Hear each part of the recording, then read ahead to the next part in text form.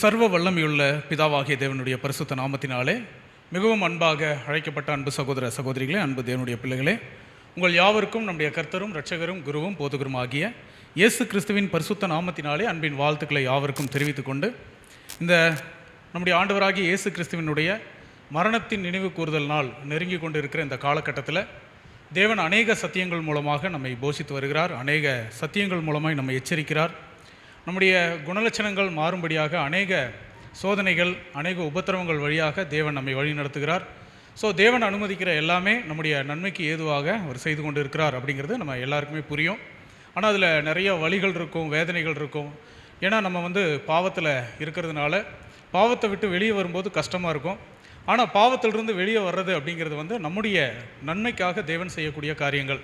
So அதெல்லாம் இந்த காலகட்டத்தில் தேவன் நம்ம மேலே அதிகமாக கேர் எடுக்கிறார் அப்படிங்கிறத நம்ம உணரும்படியாக தேவன் அந்த காரியங்களெல்லாம் அனுமதிக்கிறார். ஸோ இதெல்லாம் மனசில் வச்சுக்கிட்டு இன்றைக்கி ஒரு முக்கியமான சத்தியத்தை நம்ம பார்க்க போகிறோம். ஸோ இந்த பாடம் முழுக்க முழுக்க நம்முடைய ஆண்டவராகிய இயேசு கிறிஸ்துவை பற்றினது. இன்றைக்கி யாரை பற்றி பார்க்க போகிறோம் அப்படின்னு கேட்டிங்கன்னா, இன்றைக்கி நம்முடைய பாடத்துடைய ஹீரோவே நம்முடைய ஆண்டவராகிய இயேசு கிறிஸ்து மட்டும்தான். இன்றைக்கி மற்ற யாரை பற்றியும் நம்ம பார்க்க போகிறதில்ல, நம்மளை பற்றி பார்க்க போகிறதில்ல, மற்ற மனிதர்கள் பற்றி யாரை பற்றியும் நம்ம பார்க்க போகிறதில்ல. முழுக்க முழுக்க நம்முடைய ஆண்டவராகிய இயேசு கிறிஸ்துவை மட்டும் நம்ம பார்க்க போகிறோம். ஏன்னா நம்ம வசனம் வாசிக்கிறோம் இல்லைங்களா, அப்போஸ்தலனாகிய பவுலும் அப்போஸ்தலனாகிய பேதுரும். ஸோ இவங்கெல்லாம் சொல்கிறாங்க, நமக்கு ஆண்டவராகிய இயேசு கிறிஸ்து ஒரு முன்மாதிரியாக இருக்கிறார், நாம் அவரை பின்பற்ற வேண்டிய நிலைமையில் இருக்கோம் அப்படின்லாம் நம்ம படிக்கிறோம். ஸோ அதை பேஸ் பண்ணி நம்முடைய ஆண்டவராகிய இயேசு கிறிஸ்துவனுடைய வாழ்க்கை, குறிப்பாக அவருடைய மரணத்தின் அந்த கடைசி நாட்கள், அந்த கடைசி நாட்களில் அதாவது அவருடைய மரணம் ரொம்ப கொடூரமான ஒரு மரணம். அந்த மரணம் ஏன் தேவன் அவருடைய லைஃப்பில் அனுமதிச்சார் அப்படிங்கிற ஒரு ஆழமான ஒரு கருத்துக்களை தான் இன்றைக்கி நம்ம பாடமாக நம்ம பார்க்க போகிறோம். இப்போ இயேசு கிறிஸ்து மரித்தார் அப்படின்னு சொல்லும்போது, இப்போ எனக்கு உலகத்தில் இருக்கிற எல்லாருமே மரிக்கிற ஒரு விஷயமா இருக்கிறதுனால மரணம்ங்கிறது நமக்கு ஒரு புது காரியம் கிடையாது. நம்ம ரெகுலராக பார்த்துக்கிட்டு இருக்கோம். நம்முடைய குடும்பங்களில் நிறைய பேர் மரிச்சிருக்கிறாங்க. நம்ம ரொம்ப அதிகமாக நேசித்த மனிதர்கள் இந்த உலகத்திலிருந்து மரித்து அவங்க போயிருக்காங்க. ஸோ மரணம்ங்கிறது நமக்கு ஒரு புதிய விஷயம் இல்லை. ஆனால் நம்முடைய ஆண்டவராகிய இயேசு கிறிஸ்துவனுடைய மரணம் அப்படிங்கிறது சாதாரண ஒரு மனிதனுடைய மரணத்தோடு நம்ம என்ன பண்ண முடியாதுன்னா ஒப்பிட்டு பார்க்க முடியாது. ஏன் அப்படி சொல்ல முடியும் அப்படின்னு கேட்டிங்கன்னா, அதாவது தேவன் ஆதாமுக்கு கொடுத்துருக்கிற ஒரு மிகப்பெரிய தண்டனை என்னென்னா, தண்டனை அப்படிங்கிறத விட ஒரு சாபம். அந்த சாபம் என்னென்னா, நீ சாப்பிடுகிற நாளிலே சாகவே சாவாய் அப்படின்னு சொன்னார். ஸோ அப்போ ஆதாமின் நிமித்தம் வரக்கூடிய அவருடைய பிள்ளைகள் எல்லாருமே பாவத்துக்குள்ளேயே இருந்ததுனால, தொடர்ந்து நம்ம எல்லாருமே பாவம் செய்கிறதுனால, நம்ம பிறக்கும் போதே நம்முடைய தலையில் ஒரு விஷயம் எழுதப்பட்டிருக்கு. அது என்னென்னா பாவம் மரணம் அப்படிங்கிற விஷயம் எழுதப்பட்டிருக்கு. அதனால் நம்ம பாவத்துக்குள்ளே இருந்து ஒரு மரணத்துக்குள்ளே போகிறது ஒரு பெரிய விஷயமே கிடையாது. ஆனால் பாவம் அறியாத ஒருவர், பாவம்னா என்னன்னே தெரியாத ஒருவர், மாசு மறுவற்றவர், ஒரு ஆட்டுக்குட்டியை போன்றவர், அவர் எந்த பாவமும் செய்யாமல் ஒருத்தர் மரணத்துக்குள்ளே போகிறது அப்படிங்கிறது ரொம்ப ரொம்ப அரிதான காரியம், ரொம்ப ரொம்ப அரிதான விஷயம். ஏன்னா அது இந்த உலகத்தில் நடக்கவே முடியாத ஒரு விஷயம். ஏன்னா பாவம் செஞ்சாதான் மரணம். பாவம் செய்யாதவர் ஒருத்தர் சாகிறார் அப்படின்னு சொன்னால் உலகத்தில் எத்தனையோ அதிசயங்கள் இருக்குது. அதில் ஒரு பெரிய அதிசயம் நம்முடைய ஆண்டவராகிய இயேசு கிறிஸ்துவினுடைய மரணம் என்று சொல்லலாம். அதேமாதிரி நம்முடைய மரணம் அப்படிங்கிறது சாதாரணமாக இருக்கும். இன்றைக்கி பார்த்திங்கன்னா நாங்கள் மெடிக்கல் ஃபீல்டில் இருக்கிறதுனால ஒரு மனுஷனுக்கு எப்படி மரணம் ஏற்படுது அப்படிங்கிறத பற்றி நிறைய விஷயங்கள் அதை பற்றி நாங்கள் படிக்கிறதுக்கு நிறைய வாய்ப்புகள் இருக்குது. இன்றைக்கி ஒரு மனிதன் ஏதோ ஒரு ஆபத்து வருதுன்னு வச்சுக்கோங்களேன். இப்போ உதாரணத்துக்கு சொல்லப்போனால், ஒரு மனுஷனை திடீர்னு ஒரு சிங்கம் கடிக்க வருது அப்படின்னு சொன்னாலே நம்முடைய உடம்புல ஒரு மாற்றம் ஏற்படும். கவனிச்சிருக்கீங்களா? என்ன மாற்றம் ஏற்படும்னா, நம்முடைய மூளை நம்மளை ஷட் டவுன் பண்ணும். திடீர்னு இப்போ உதாரணத்துக்கு சொல்லப்போனால், யாராச்சும் நம்மக்கிட்ட திடீர்னு எதிர்பாராத நேரத்தில் ஒரு அதிர்ச்சியான ஒரு செய்தி சொன்னாங்கன்னா உடனே நம்ம ஒரு சிலர் மயக்கம் போட்டு விழுகிறத நம்ம கண் கூட பார்த்துருக்கோம் இல்லைங்களா? மயக்கம் போட்டு விழுந்துருவாங்க. அதே மாதிரி பார்த்திங்கன்னா, ஒரு விபத்து ஏற்படுது அப்படின்னு சொன்னால், இப்போ சாலை விபத்துகள் ஏற்பட்ட உடனேயே நிறைய பேரை நம்ம கண் கூட பார்க்குறோம். உடனடியாக அவங்க மூளை ஷடவுன் ஆகும். ஏன்னா நம்ம மூளை எப்படிப்பட்டது அப்படின்னா, நமக்கு ஒரு ஆபத்து வருது அப்படின்னு சொன்னாலே உடனே நம்மளை அலர்ட் பண்ணி, அதாவது நம்மளை அந்த வழி தெரிய வைக்கக்கூடாதுன்னு சொல்லி நம்ம உடம்பை அதை திடீர்னு அன்கான்ஷியஸ் ஸ்டேஜுக்கு நம்முடைய மூளையை கொண்டுட்டு போயிடும். நம்முடைய மூளை அந்த மாதிரி ஒரு வேலையை செய்யுது. திடீர்னு ஒரு ஆபத்து வரும்போது நம்ம அப்படியே மயக்கம் போட்டு விழுந்துருவோம். அந்த ஆபத்து அதோடைய முழு வீரியமும் நம்மக்கிட்ட எடுபடாது. ஏன்னா அந்த ஆபத்து வந்ததுனால. இப்போ உதாரணத்துக்கு சொல்லப்போனால், ஒரு புலியோ ஒரு கரடியோ நம்மளை கடிக்குது அப்படின்னு சொன்னால் உடனே நம்ம மூளை அந்த நேரத்துக்கு ஒரு ஆபத்து திடீர்னு ஒரு அதிர்ச்சி, திடீர்னு ஒரு பயம், அது என்ன ஆகும்னா நம்முடைய மூளையை வந்து நம்ம ஷட் டவுன் பண்ணிடும். அப்படியே ஷட் டவுன் பண்ணி நம்ம அப்படியே நியூட்டலாக மாறிடுவோம். அதுக்கப்புறம் அப்படியே நம்ம வந்து கான்ஷியஸ் நம்ம இழந்து அதுக்கப்புறம் அந்த மிருகம் வந்து நம்மளை கடிச்சிடும். எல்லாத்துக்கும் இதே மாதிரி நடக்கும்னு சொல்ல முடியாது. ஒரு சிலருக்கு அதை கடித்து சாப்பிட்றது அதெல்லாம் வந்து அனுபவித்து தான் ஒரு சிலர் சாகவும் செய்கிறாங்க. ஆனால் இது பாருங்கள், ஒரு மனிதனுக்கு ஏற்படக்கூடிய ஒரு மரணம். ஆனால் இந்த உலகத்தில் ஒரே ஒருத்தருக்கு மட்டும் மிக கொடூரமான ஒரு மரணம் ஏற்பட்டுச்சு. மிக கொடூரமான மரணம். அந்த மரணத்தை எதோடு நம்ம ஒப்பிடலாம் அப்படின்னா, ஆதாமுக்கு தேவன் சொன்ன அந்த வார்த்தையிலிருந்து நம்ம வந்து வெளிப்படலாம். ஆதாமுக்கு தேவன் சொல்கிறாரு, நீ சாவாய்ன்னு சொல்லலை, மாறா என்ன சொன்னார்னா, சாப்பிடுகிற நாளிலே சாகவே சாவாய் அப்படின்ற ஒரு வார்த்தை சொன்னார். அந்த சாகவே சாவாய் அப்படின்னு சொல்கிறதுக்கு ஒரு பெரிய அர்த்தம் இருக்குதுங்க. அந்த அர்த்தம் யாருக்கிட்ட நிறைவேறிச்சு அப்படின்னு கேட்டிங்கன்னா, நம்முடைய ஆண்டவராகிய இயேசு கிறிஸ்துவின் இடத்தில் அது நிறைவேறிச்சு. சாகவே சாவாய்னா என்ன அர்த்தம்னா, சாகணும், செத்துக்கிட்டே இருக்கணும், கடைசியாக செத்து போகணும், அணுதினமும் சாகணும், ஒவ்வொரு நிமிஷமும் சாகணும், வலி அனுபவிச்சு சாகணும். அந்த தண்டனை யாருக்கு கிடைச்சதுன்னா நம்முடைய ஆண்டவராகிய இயேசு கிறிஸ்துவுக்கு கிடைச்சிது. ஸோ இது ஆதாம் செய்த பாவத்தின் நிமித்தம். ஏன் ஆண்டவர் அப்படி ஒரு மரணத்துக்குள்ளே போகணுன்னா, அவருடைய உடம்புக்குள்ளே இருக்கிற ரத்தம் பரிபூர்ணமான ரத்தம், பாவம் அறியாத ஒரு ரத்தம். அந்த ரத்தம், கடைசி சொட்டு ரத்தம் இருக்கிற வரைக்கும் அவருடைய உயிர் அவரை விட்டு போகாது. ஸோ நம்ம ஏற்கனவே வேதத்தில் படிச்சிருக்கிறோம், ஒரு மனுஷனுடைய ஜீவன் எங்கே இருக்குன்னா அவனுடைய ரத்தத்துக்குள்ளே இருக்குன்னு சொல்லி படிச்சிருக்கோம் இல்லைங்களா? அப்படின்னா அவருடைய கடைசி சொட்டு ரத்தம் வெளியேற வரைக்கும் அவர் வந்து அந்த வலியை அனுபவித்து அந்த மரணத்துக்குள்ளே போகணும். ஸோ இது உடல் அளவில் மட்டும் ஏற்படக்கூடிய வலி இல்லை. நம்முடைய ஆண்டவராகிய இயேசு கிறிஸ்துக்கு 2 விதமான வலிகள் ஏற்பட்டுச்சு. ஒன்று மனசளவில் ஏற்படக்கூடிய வலி. உடம்பளவில் ஏற்படக்கூடிய வலிகளை நம்ம வந்து கொஞ்சம் தாங்கிக்கலாம், பொறுத்துக்கலாம். ஆனால் மனசளவில் ஏற்படக்கூடிய வலியை தாங்கிக்கிறதும் அதை ஏற்றுக்கொள்வதும் ரொம்ப கஷ்டம், ரொம்ப கஷ்டம். இதெல்லாம் ஒரே நேரத்தில் அவருக்கு வந்தது. கெத்செமனே தோட்டத்துக்குள்ளே போனதிலிருந்து அவருடைய சீஷர்கள் ஒருவர் காட்டி கொடுக்குறாரு, ஒருவர் மறுதளிக்கிறாரு, இந்த மாதிரி சம்பவங்கள் நடக்கும்போது தொடர்ந்து அவருடைய மனசுக்குள்ளே அநேக வலிகளும் வேதனைகளும் ஏற்பட்டுகிட்டே இருந்தது. அது மாத்திரம் இல்லை, இவர் நம்பிட்டு இருந்த ஒரே ஒருத்தர் யாருன்னா தன்னுடைய தேவன், பிதாவாகிய தேவன். அவரும் கடைசி நேரத்தில் என்ன பண்ணிட்டார் அப்படின்னா, அவரும் ஒரு தன்னுடைய மகனை கைவிடக்கூடிய ஒரு நிலைமை ஏற்பட்டுச்சு. இந்த நிலைமையில தான் இயேசு கிறிஸ்து கடைசியாக தன்னுடைய ஜீவனை கொடுக்க வேண்டிய ஒரு சூழ்நிலை ஏற்பட்டுச்சு. இது மகா பெரிய ஒரு வலி. இந்த வலி சாதாரண ஒரு மனிதனுக்கு ஏற்படக்கூடிய வலி கிடையாது. இது வந்து யாராலையும் தாங்க முடியாத ஒரு வலியை நம்முடைய ஆண்டவராகிய இயேசு கிறிஸ்து மனதளவிலையும் உடல் அளவிலையும் அவர் அனுபவித்தார். அது மாத்திரம் இல்லை, இன்றைக்கி வந்து மரணம் அப்படிங்கிறது வந்து தேவனுடைய திட்டம். அப்படின்னா நம்ம பழைய ஏற்பாட்டு காலத்தில் படிச்சிருக்கோம் இல்லைங்களா, பாவ நிவாரண பலிகள் செலுத்துவாங்க. ஒரு மனிதன் செய்த பாவத்துக்காக ஒரு காளையவோ அல்லது ஒரு வெள்ளாட்டுக்கடாவையோ பலியாக செலுத்துவாங்க. எப்படி பலி செலுத்துவாங்க நம்ம படிச்சிருக்கோம் இல்லைங்களா, ஒரு காளை வெள்ளாட்டுக்கடாவை ரொம்ப துன்பப்படுத்தி அதை கொல்ல மாட்டாங்க, அதோடைய கழுத்தை அறுப்பாங்க. இஸ்லாமியர்கள் முறைப்படி அந்த ஹலால்னு சொல்லுவாங்க. ஸோ தேவன் கொடுத்துருக்கிற கட்டளையே அதை கழுத்தை அறுக்கிறது தான். ஏன்னா இன்றைக்கி நம்ம ஊர்லையெல்லாம் பார்த்திங்கன்னா கெடா வெட்டும்போது எப்படி வெட்டுவாங்கன்னா மேலிருந்து வெட்டுவாங்க. ஸோ அப்படியெல்லாம் வெட்டக்கூடாது, ஏன்னா அது ரொம்ப வலி அனுபவித்து அந்த மிருகம் சாகும். ஆனால் தேவன் என்ன சொன்னார்னா, கழுத்தை இப்படி அறுக்கும்போது, அதுதான் இஸ்லாமியர்கள் இன்றைக்கும் ஃபாலோ பண்ணுறாங்க. கழுத்தை அறுக்கும்போது இந்த இடத்துல அதிகமான பிளட் ஃப்ளோ இருக்கிறதுனால ரொம்ப சீக்கிரமாக ரத்தம் வெளியேறணுன்னா அந்த மிருகம் வந்து செத்து போயிடும். ரொம்ப சீக்கிரத்தில் ரொம்ப வலி அனுபவித்து அது சாகாது, சீக்கிரமாக செத்துரும். இதுதான் தேவனுடைய திட்டம். ஒரு மரணம் தான் தேவனுடைய திட்டம் அப்படின்னு சொன்னால், இயேசு கிறிஸ்துவ அப்படி கூட ஒரு மரணத்துக்குள்ளே கொண்டு போயிருக்கலாமே ரொம்ப ஈஸியாக. இயேசு கிறிஸ்துடைய கழுத்தை அறுத்திருந்தா கடைசி சொட்டு ரத்தம் வரைக்கும் வெளியே வந்திருக்கும். ஏன்னா பவுல் அப்படி தானே கொலை செய்யப்பட்டார், சிறை சேதம் பண்ணப்பட்டு தானே அவர் இறந்தார். அதே மாதிரி ஆண்டவரை கூட அந்த மாதிரி செஞ்சுருக்கலாம். ஆனால் அப்படிப்பட்ட ஒரு மரணம் கொடுக்காம அணு அணுவா சித்திரவதைகளை அனுபவித்து வலிகளையும் வேதனைகளையும் தாங்கி கடைசி நேரத்தில் என் தேவனே ஏன் என்னை கைவிட்டீர்னு சொல்லி கதறி கடைசி நேரத்தில் தன்னுடைய ஜீவனை விட வேண்டிய சூழ்நிலை ஏன் ஆண்டவருக்கு ஏற்பட்டது அப்படிங்கிற ஒரு கேள்வி இருக்கு இல்லையா? இந்த கேள்விக்கான பதில் தான் இன்றைக்கி நம்ம பாடத்தில் பார்க்க போகிற ஒரு விஷயம். இதில் நிறைய காரியங்கள் நம்ம பார்க்க போகிறோம். ஒவ்வொரு வசனங்கள் தான் நம்ம பார்ப்போம். அந்த வசனங்களுக்கு ஆழமான அர்த்தங்கள் இருக்கிறத நம்ம கவனிக்கலாம். ஸோ இதை மையமாக வச்சுட்டு நம்ம பாடத்துக்குள்ள போயிடலாம். அன்புக்குரிய சகோதர சகோதரிகளே, நம்முடைய தியானத்துக்காக இப்போ நம்ம தெரிஞ்சு கொண்ட பாடத்தின் தலைப்பு கிறிஸ்துவை குறித்து என்ன நினைக்கிறீர்கள் அப்படிங்கிற ஒரு பாடத்திலேருந்து நம்ம பார்க்கலாம். இதுதான் பாடத்தினுடைய தலைப்பு. இந்த கேள்வி வந்து சப்ஜெக்ட் பேசக்கூடிய ஒரு சகோதரன் கேட்கக்கூடிய சகோதர சகோதரிகள் கிட்ட ஒரு கேட்குற கேள்வி இல்லை. நம்முடைய ஆண்டவராகிய இயேசு கிறிஸ்து நம்ம எல்லாருக்கிட்டையும் கேட்கக்கூடிய ஒரு கேள்வி. இந்த கேள்வியை மையமாக வச்சு தான் இந்த பாடத்தையும் நம்ம பார்க்க போகிறோம். ஒரு முறை நம்முடைய ஆண்டவராகிய இயேசு கிறிஸ்து தன்னுடைய சீஷர்கள் எல்லாரும் கூட இருக்கும்போது தன்னுடைய சீஷர்கள் கிட்ட கேட்கல, மாறாக, அதாவது சதுசேயர்கள் பரிசேயர்கள் அப்படிங்கிற ஒரு குரூப் இருந்தாங்க இல்லையா, அவங்கக்கிட்ட ஒரு கேள்வியை கேட்டார். அந்த கேள்வி தான் இப்போ நம்ம பதில், அதாவது நம்ம பாடத்துக்கான ஒரு மையக்கரு. இந்த வசனத்தை வாசிக்கலாம். மத்தேயு எழுதின சுவிசேஷம் 22ஆம் அதிகாரம் 41வது வசனம்.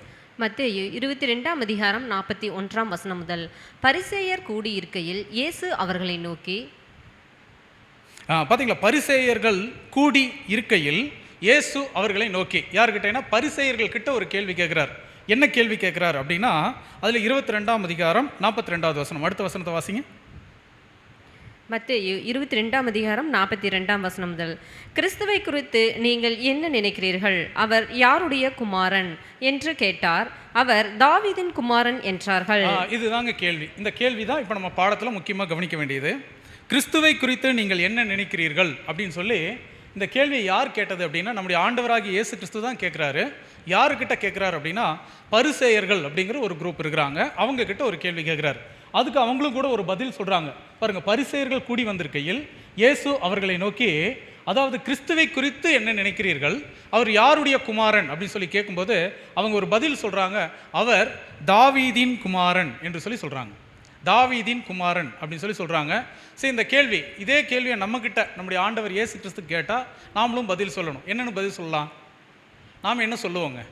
ஆண்டவராகிய இயேசு கிறிஸ்து இதே கேள்வியை நம்மக்கிட்ட கேட்குறாரு. கிறிஸ்துவை குறித்து நீங்கள் என்ன நினைக்கிறீங்க அப்படின்னு கேட்டால் நாம் என்ன பதில் சொல்ல போகிறோம்? தாவீதின் குமாரன்னு சொல்லுவோமா? நாம் என்ன தேவனுடைய குமாரன் என்று சொல்லி சொல்லுவோம் இல்லைங்களா? சரி, ரெண்டாவது, அவர் தாவீதின் குமாரன் சொல்கிறதுக்கு ஒரு முகாந்திரம் இருக்கும் இல்லையா? ஒரு முகாந்திரம் இருக்கும். அவங்க அந்த ஒரு பதில் சொல்கிறதுக்கு ஒரு முகாந்திரம் இருக்கும். அது மாத்திரம் இல்லை, இந்த கேள்வியை யார்கிட்ட கேட்டார்? பரிசேயர்கள் கிட்ட கேட்டார்.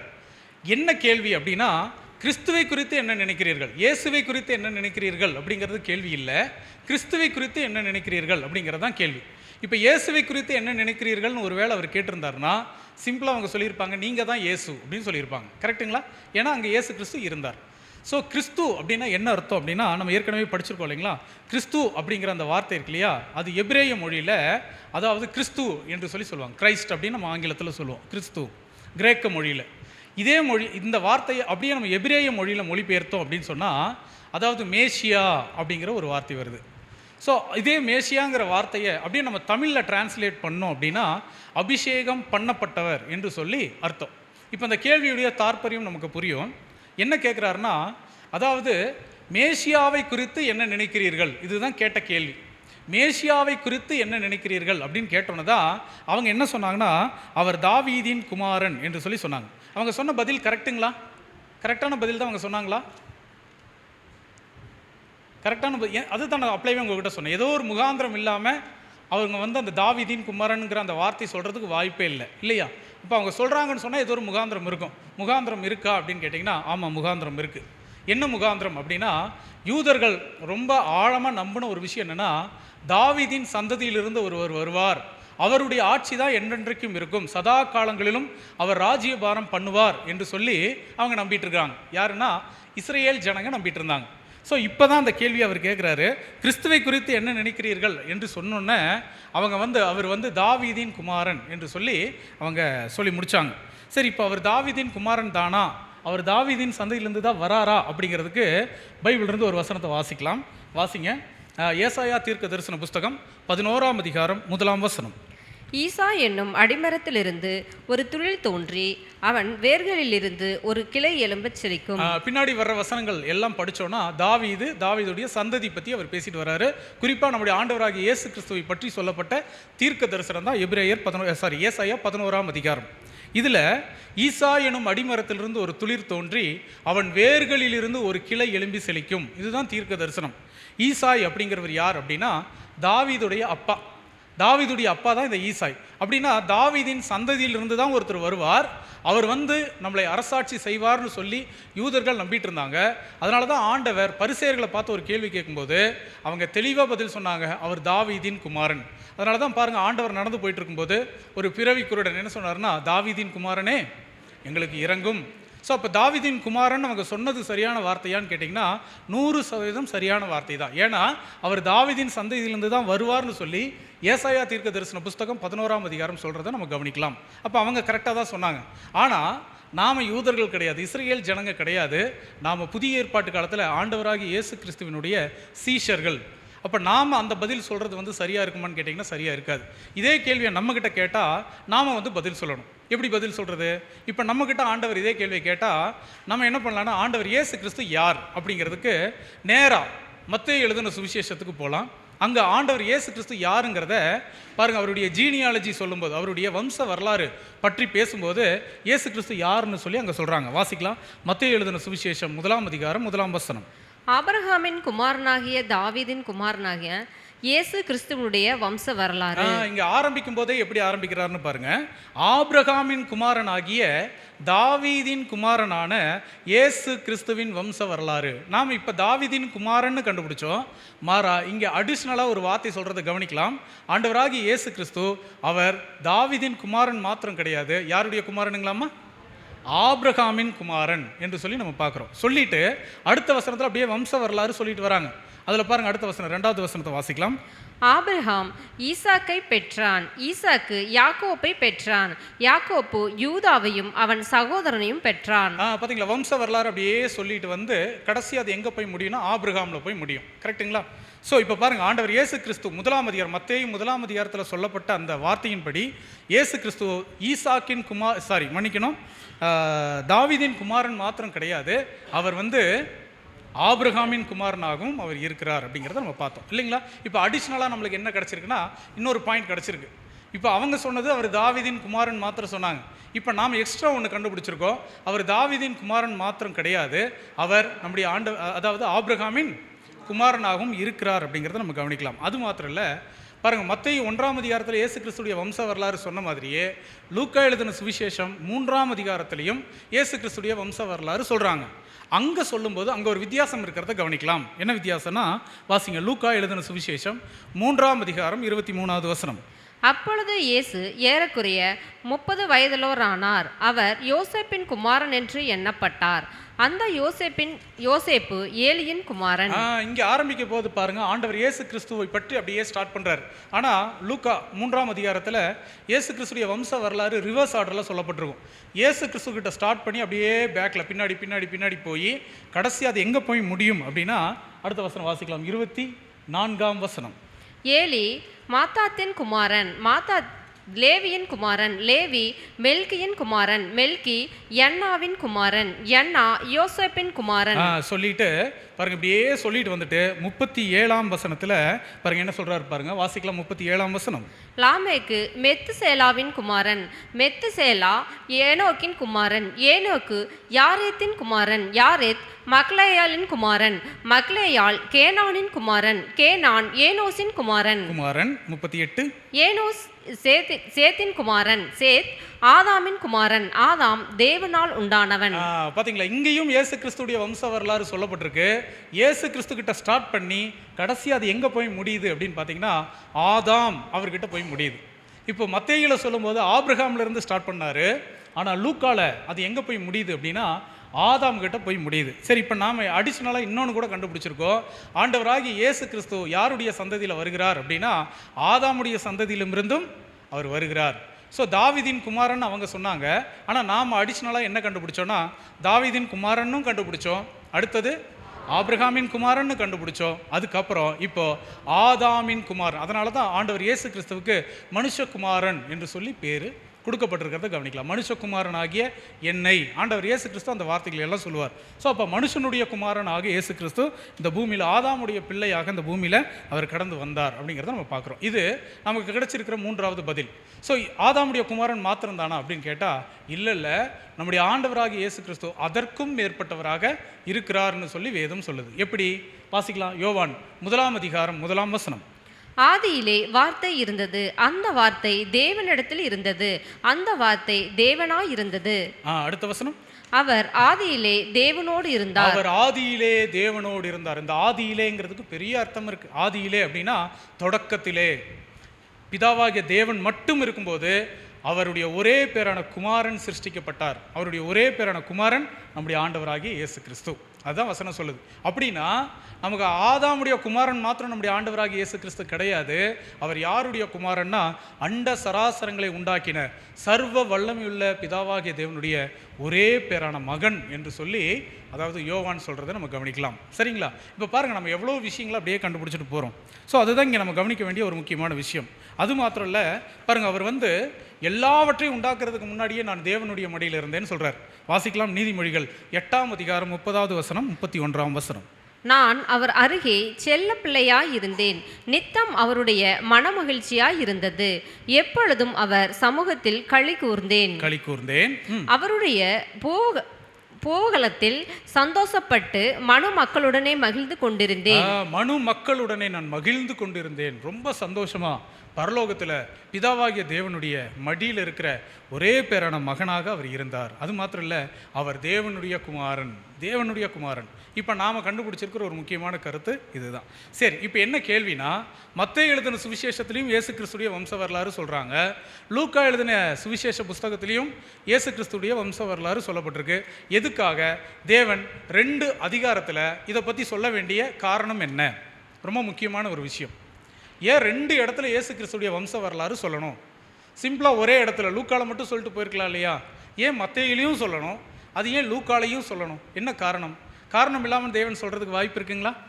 வாய்ப்பில்லை. 2 புஸ்தகத்தில் அவர் எழுதுறதுக்கு ஏதோ ஒரு காரணம் இருக்கும். என்ன காரணமாக இருக்கும்? ஏதாவது சொல்ல முடியுங்களா? ஏதாவது சொல்ல முடியுமா? தெரியல இல்லைங்களா? ஒரு முக்கியமான காரணம் இருக்குது. என்ன காரணம்னா, அதாவது நல்லா கவனிச்சு பாருங்கள், தாவீது ஒரு அரசாட்சி செய்யும்போது, அதாவது ஏசாயா 11ஆம் அதிகாரத்தில் படித்தோம் இல்லைங்களா, தாவீதின் சந்ததியிலிருந்து பின்னாடி ஒருத்தர் வருவார் அப்படிங்கிறது தாவீதுக்கும் தெரியும், அவருடைய சந்ததியாருக்கும் தெரியும், இஸ்ரேல் ஜனங்களுக்கும் தெரியும். அப்போ தாவீது அதிகமாக எதை எதிர்பார்த்து காத்துட்டு இருந்தார்னா, நம்முடைய சந்ததியிலிருந்து ஒரு பெரிய ராஜா ஒருத்தர் வரப்போகிறார், அவர் என்றென்றைக்கும் அரசாட்சி செய்வார், அவர் தேவனுக்கு பயந்த ஒருத்தராக இருப்பார் அப்படின்னு சொல்லி அந்த ஏசாயா 11ஆம் அதிகாரத்தில் சொல்லப்பட்ட விஷயங்கள் எல்லாம் தாவீதுக்கும் நல்லாவே தெரியும். இதெல்லாம் நல்லா உணர்ந்தவராக தான் அவர் இருந்தார். ஸோ அப்படிங்கிறப்ப தாவீதுக்கு இதுக்கு நல்லா தெரிஞ்சிருந்தாலும் அவர் ஒருத்தருக்காக காத்துக்கிட்டு இருந்தார். அவர் யாருன்னா ஆண்டவராக இயேசு கிறிஸ்து தான். ஸோ அது ஒரு விஷயம். இப்போ தாவீது நாளைக்கு உயிர்த்தெழுந்து வருவார் இல்லைங்களா தேவனுடைய ராஜ்யத்தில்.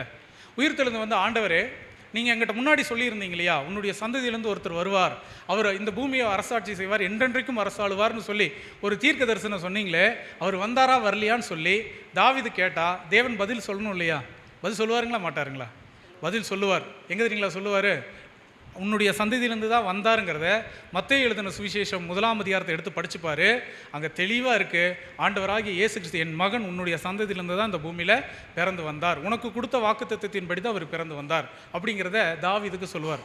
அது மாத்திரம் இல்லை, ஆபிரகாமுக்கு தேவன் சொன்னார் இல்லைங்களா, ஆபிரகாமுக்கு அந்த வார்த்தை சொன்னார் இல்லையா? என்ன சொன்னார்னா, உன் சந்ததிகள்னு சொல்லலை, உன் சந்ததியை வானத்து நட்சத்திரங்களைப் போலவும் கடற்கரை மணலை போலவும் ஆசீர்வதிப்பேன்னு சொன்னீங்களே, அந்த சந்ததி வந்துச்சா வரலையான்னு சொல்லி, அதாவது ஆபிரகாம் போய் தேவன்கிட்ட கேட்டால் தேவன் சொல்லுவார், உன்னுடைய சந்ததியிலிருந்து தான் என்னுடைய மகன் பிறந்து வந்தார்.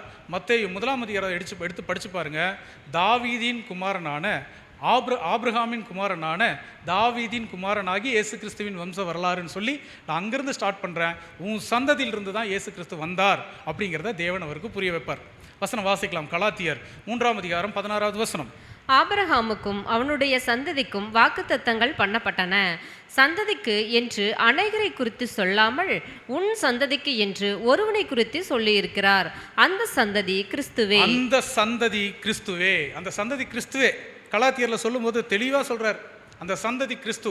ஸோ அப்போ ஆபிரகாமுக்கு வாக்குத்தத்தம் பண்ணப்பட்ட அவர் வந்தாரா அப்படின்னு ஆபிரகாம் தேவன்கிட்ட போய் கேட்டால், என்னுடைய மகன் உன்னுடைய சந்ததியிலிருந்து தான் பிறந்து வந்தார், உனக்கு கொடுத்த வாக்குத்தத்தத்தின்படி தான் அவர் பிறந்து வந்தாருங்கிறத தேவன் நாளைக்கு அவருக்கு புரிய வைப்பார். அது மாத்திரம் இல்லை, இன்றைக்கி இஸ்ரேல் ஜனங்கள் கண் சொருகி போன குருடர்களாக இருக்காங்க. இவங்களுக்கு ஒரு நாள் உண்மை தெரிய வரும். ஆண்டவரே எங்களுக்கு மேசியாவை நீங்கள் அனுப்புறீன்னு சொன்னீங்களே, அனுப்புனீங்களா அப்படின்னு சொல்லி கேட்டால், பாரு, நான் சொன்ன தீர்க்க தரிசனத்தின்படி அவர் ஆபிரகாமின் குமாரனாக இருந்து ஈசாக்கின் குமாரனாக இருந்து உங்களுடைய சந்ததியில் தான் அவர் வந்தார். ஆனால் அவரை யாருன்னு தெரியாமல், அவரை ஏற்றுக்கொள்ளாமல், அவரை அவமானப்படுத்தி சிலுவையில் ஏற்றிட்டீங்கன்னு சொல்லி தேவன் நாளைக்கு இஸ்ரேல் ஜனங்களுக்கு புரிய வைப்பார். ஸோ மத்தேயு எழுதின சுவிசேஷம் யாருக்காக எழுதப்பட்டுச்சுன்னா யூதர்களுக்காக எழுதப்பட்டது. அதனால தான் மத்தேயு எழுதின சுவிசேஷத்தில் ஒரு வார்த்தையை அவர் அடிக்கடிக்கு யூஸ் பண்ணுவார். என்ன வார்த்தைனா, அதாவது ஏசாயா தீர்க்கதரிசியினால் சொல்லப்பட்டது நிறைவேறும்படி இப்படி நடந்தது, எரேமியா தீர்க்கதரிசியினால் சொல்லப்பட்டது நிறைவேறும்படி இப்படி நடந்தது சொல்லிக்கிட்டே வருவார் மத்தேயு. ஏன் அப்படி சொல்கிறாருன்னா, அது முழுக்க முழுக்க யூதர்களுக்காக சொல்லப்பட்டது. ஏன்னா யூதர்கள் அதை கம்பேர் பண்ணி பார்க்கணுங்கிறதுக்காக தான் மத்தேயு எழுதின சுவிசேஷம் சொல்லப்பட்டிருந்தது. ஸோ அதை பேஸ் பண்ணி இயேசு கிறிஸ்து யூதர்களுக்காக வந்த இவர் தான் மேசியான்னு சொல்லி அவங்களுக்கு தேவன் நாளைக்கு இந்த வசனங்களை வச்சு தான் புரிய வைப்பார். அது மாத்திரம் கிடையாதுங்க. அதாவது ஆதாம் நாளைக்கு உயிர்த்தெழுந்து வருவார். ஆதாம் உயிர்த்தெழுந்து வருவார் இல்லைங்களா? அவர் வந்து கேட்பாரா இல்லையா? ஆதாம் கிட்ட தேவன் ஒரு வார்த்தை சொன்னார். என்ன சொன்னார்னா, சாத்தான் கிட்ட பாவம் செய்யும்போது இந்த சாத்தானை பார்த்து ஆண்டவர் ஒரு முக்கியமான வார்த்தை சொன்னார். அந்த வசனத்தை வாசிக்கலாம். ஆதியாகமம் 3ஆம் அதிகாரம் 15வது வசனம். உனக்கும் ஸ்திரீக்கும் உன் வித்துக்கும் அவள் வித்துக்கும் பகை உண்டாக்குவேன். அவர் உன் தலையை நசுக்குவார், நீ அவர் குதிங்காலை நசுக்குவாய் என்றார். இது ஒரு முக்கியமான தீர்க்க தரிசனம் இல்லைங்களா? இந்த தீர்க்க தரிசனத்தின்படி இயேசு கிறிஸ்து ஆதாமுடைய சந்ததியில் அவர் பிறந்து வந்தார். உனக்கும் ஸ்திரீக்கும் உன் வித்துக்கும் அவள் வித்துக்கும் பகை உண்டாக்குவேன், அவர் உன் தலையை நசுக்குவார். அவர் யார் அப்படின்னா, நம்முடைய ஆண்டவராகிய இயேசு கிறிஸ்துவை பற்றி சொல்லப்பட்ட தீர்க்க தரிசனம் ஆதியாகமத்தில் சொல்லப்பட்டது.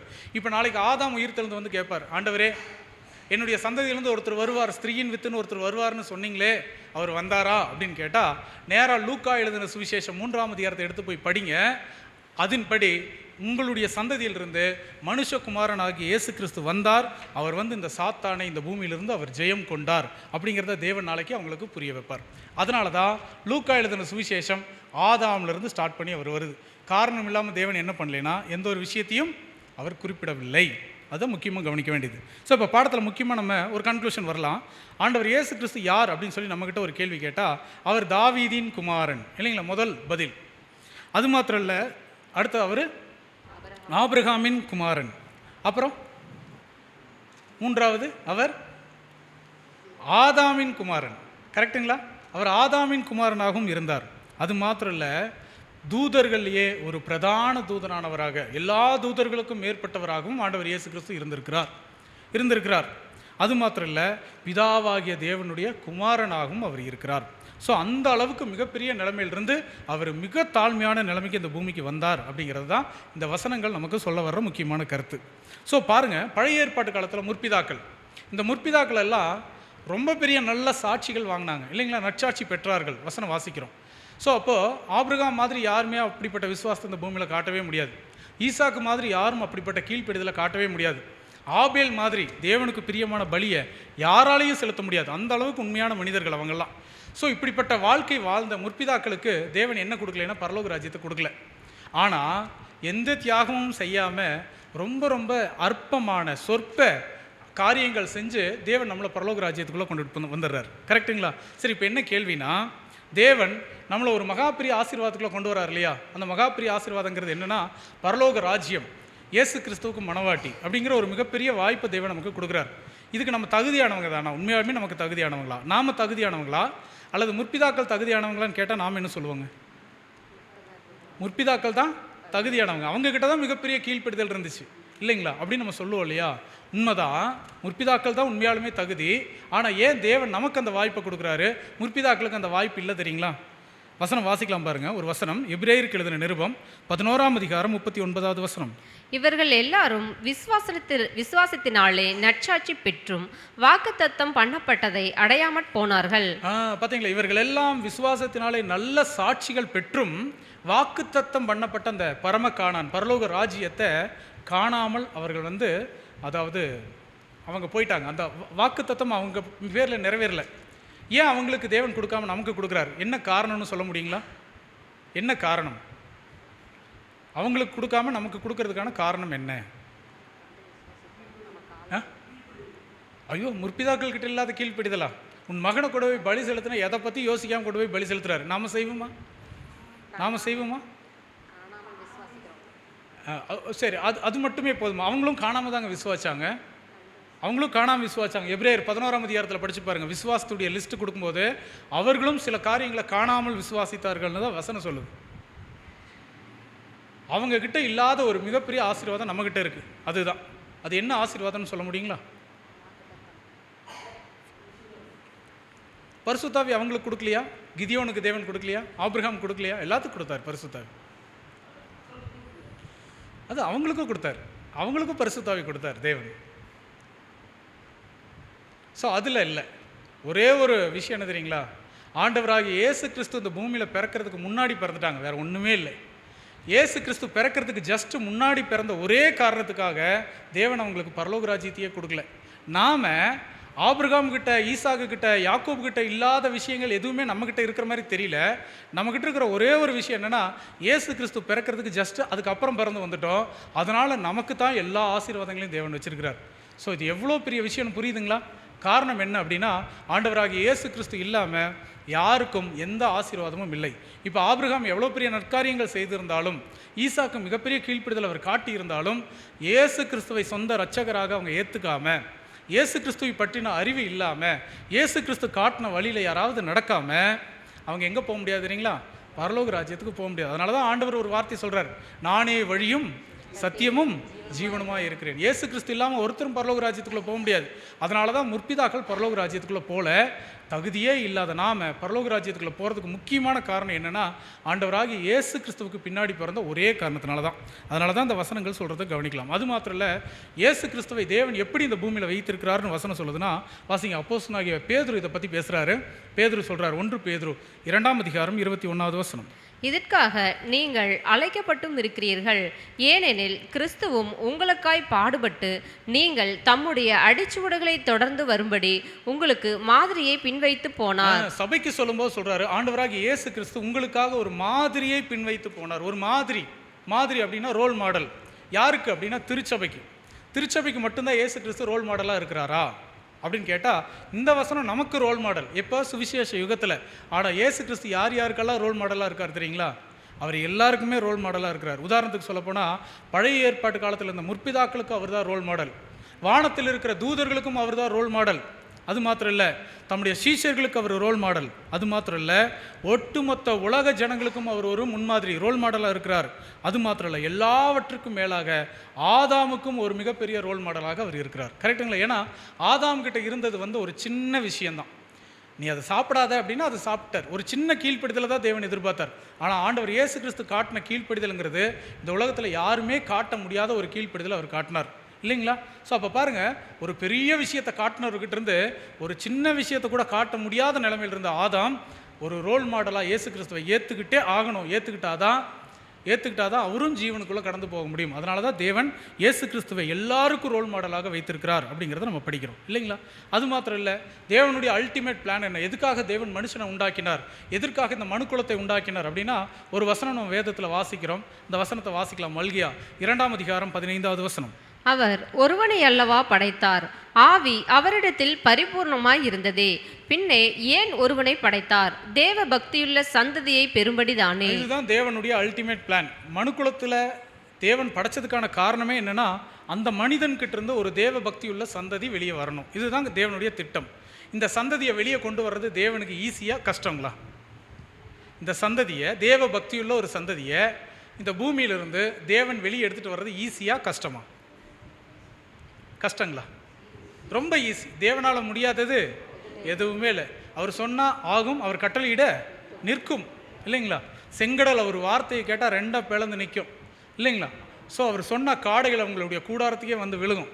ஸோ அப்போ தேவனால் கூடாத காரியம் எதுவுமே இல்லை. அப்படிங்கிறப்ப தேவன் இந்த மனுக்குலத்துக்குள்ளேருந்து ஒரு தேவ பக்தியுள்ள ஒரு சந்ததியை கொண்டு வர்றதும் ரொம்ப ரொம்ப ஈஸி. ரொம்ப ஈஸியான ஒரு விஷயம். எப்படி சொல்லலாம் அப்படின்னா, உதாரணத்துக்கு சொல்கிறேன் பாருங்கள். கொஞ்ச நாளைக்கு முன்னாடி ஒரு படம் ஒன்று வந்திருந்தது ஹாலிவுட்டில். இந்த படம் ரொம்ப சர்ச்சைக்குரிய ஒரு படமாக இருந்தது. இந்த படத்து பேர் என்னன்னு கேட்டிங்கன்னா, த டாவின்சி கோட் அப்படின்னு சொல்லி ஒரு படம். இந்த படத்தை பற்றி கேள்விப்பட்டிருக்கீங்களா? கொஞ்ச நாளைக்கு முன்னாடி ஹாலிவுட்டில் இந்த படம் வெளியாகி இருந்தது. த டாவின்சி கோட் அப்படின்னா என்ன அர்த்தம்னா, ஒரு டாக்குமெண்ட்ரி ஃபிலிம் அது. அந்த ஃபிலிமில் என்ன எடுத்திருந்தாங்க அப்படின்னா, ஆண்டவராகிய இயேசு கிறிஸ்து வாழ்ந்த காலத்தில் அவருக்கு கல்யாணம் ஆயிடுச்சு. அப்போவே ஒரு பொண்ணை கல்யாணம் பண்ணிட்டாரு. அப்புறம் அவருக்கு ஒரு மனைவி. அந்த மனைவி யாருன்னா, அந்த மார்த்தாள் மரியாள் இருக்காங்க இல்லையா, அவங்கள தான் அவர் திருமணம் பண்ணிக்கிட்டாரு அப்படின்னு சொல்லி அந்த படத்தில் அப்படி எடுத்திருந்தாங்க. அடுத்தது அவருக்கு குழந்தைகள் இருந்துச்சு அந்த காலகட்டத்திலேயே. அவருடைய சந்ததி இன்னும் இந்த பூமியில் தான் இருக்காங்க அப்படின்னு சொல்லி தான் இந்த படத்தை எடுத்திருந்தாங்க, இந்த படத்தை.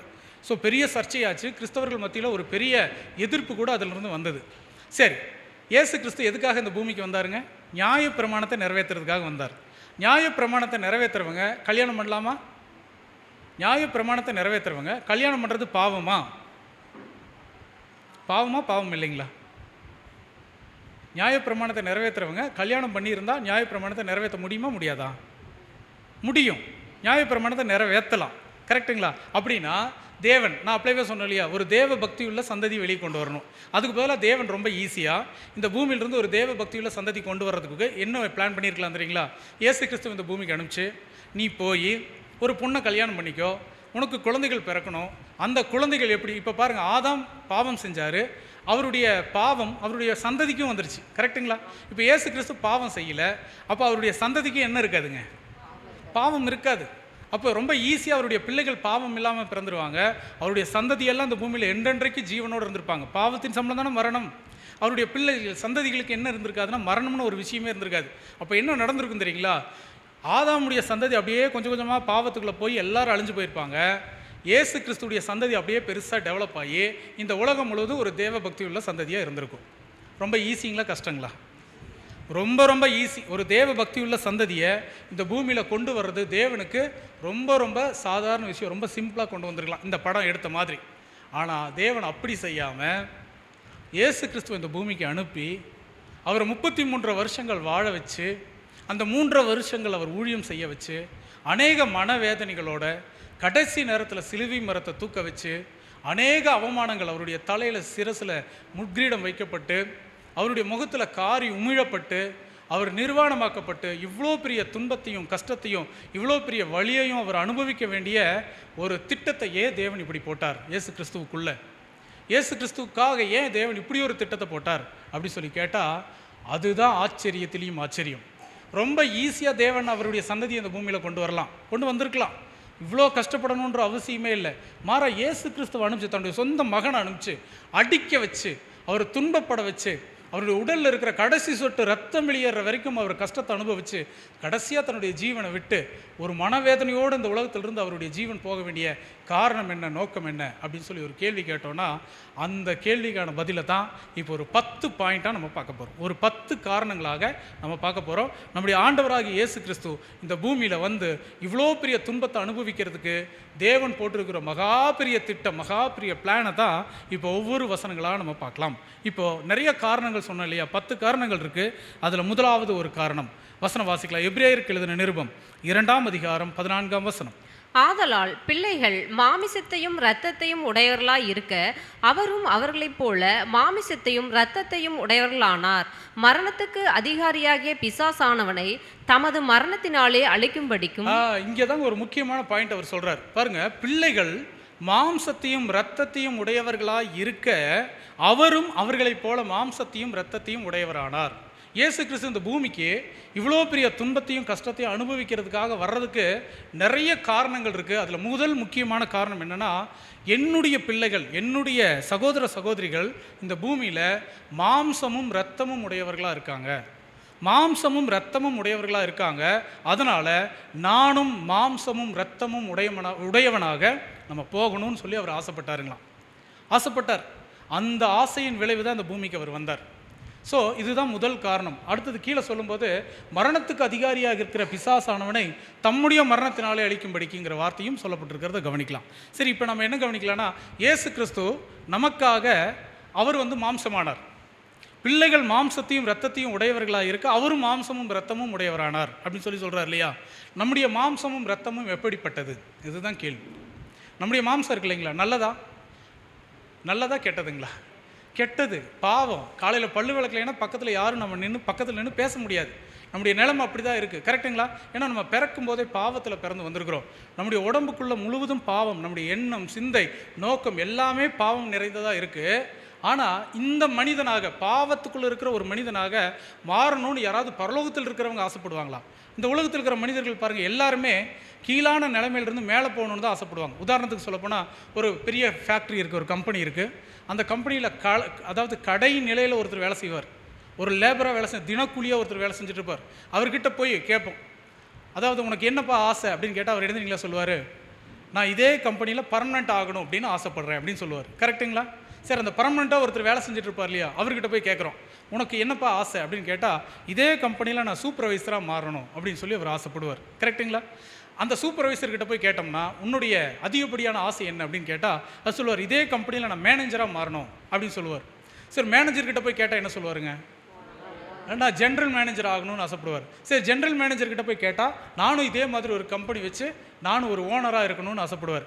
அந்த ஓனர்கிட்ட போய் கேட்டால் இதே மாதிரி 4 கம்பெனி வச்சு நான் ஓனராக இருக்கணும்னு ஆசைப்படுவார்.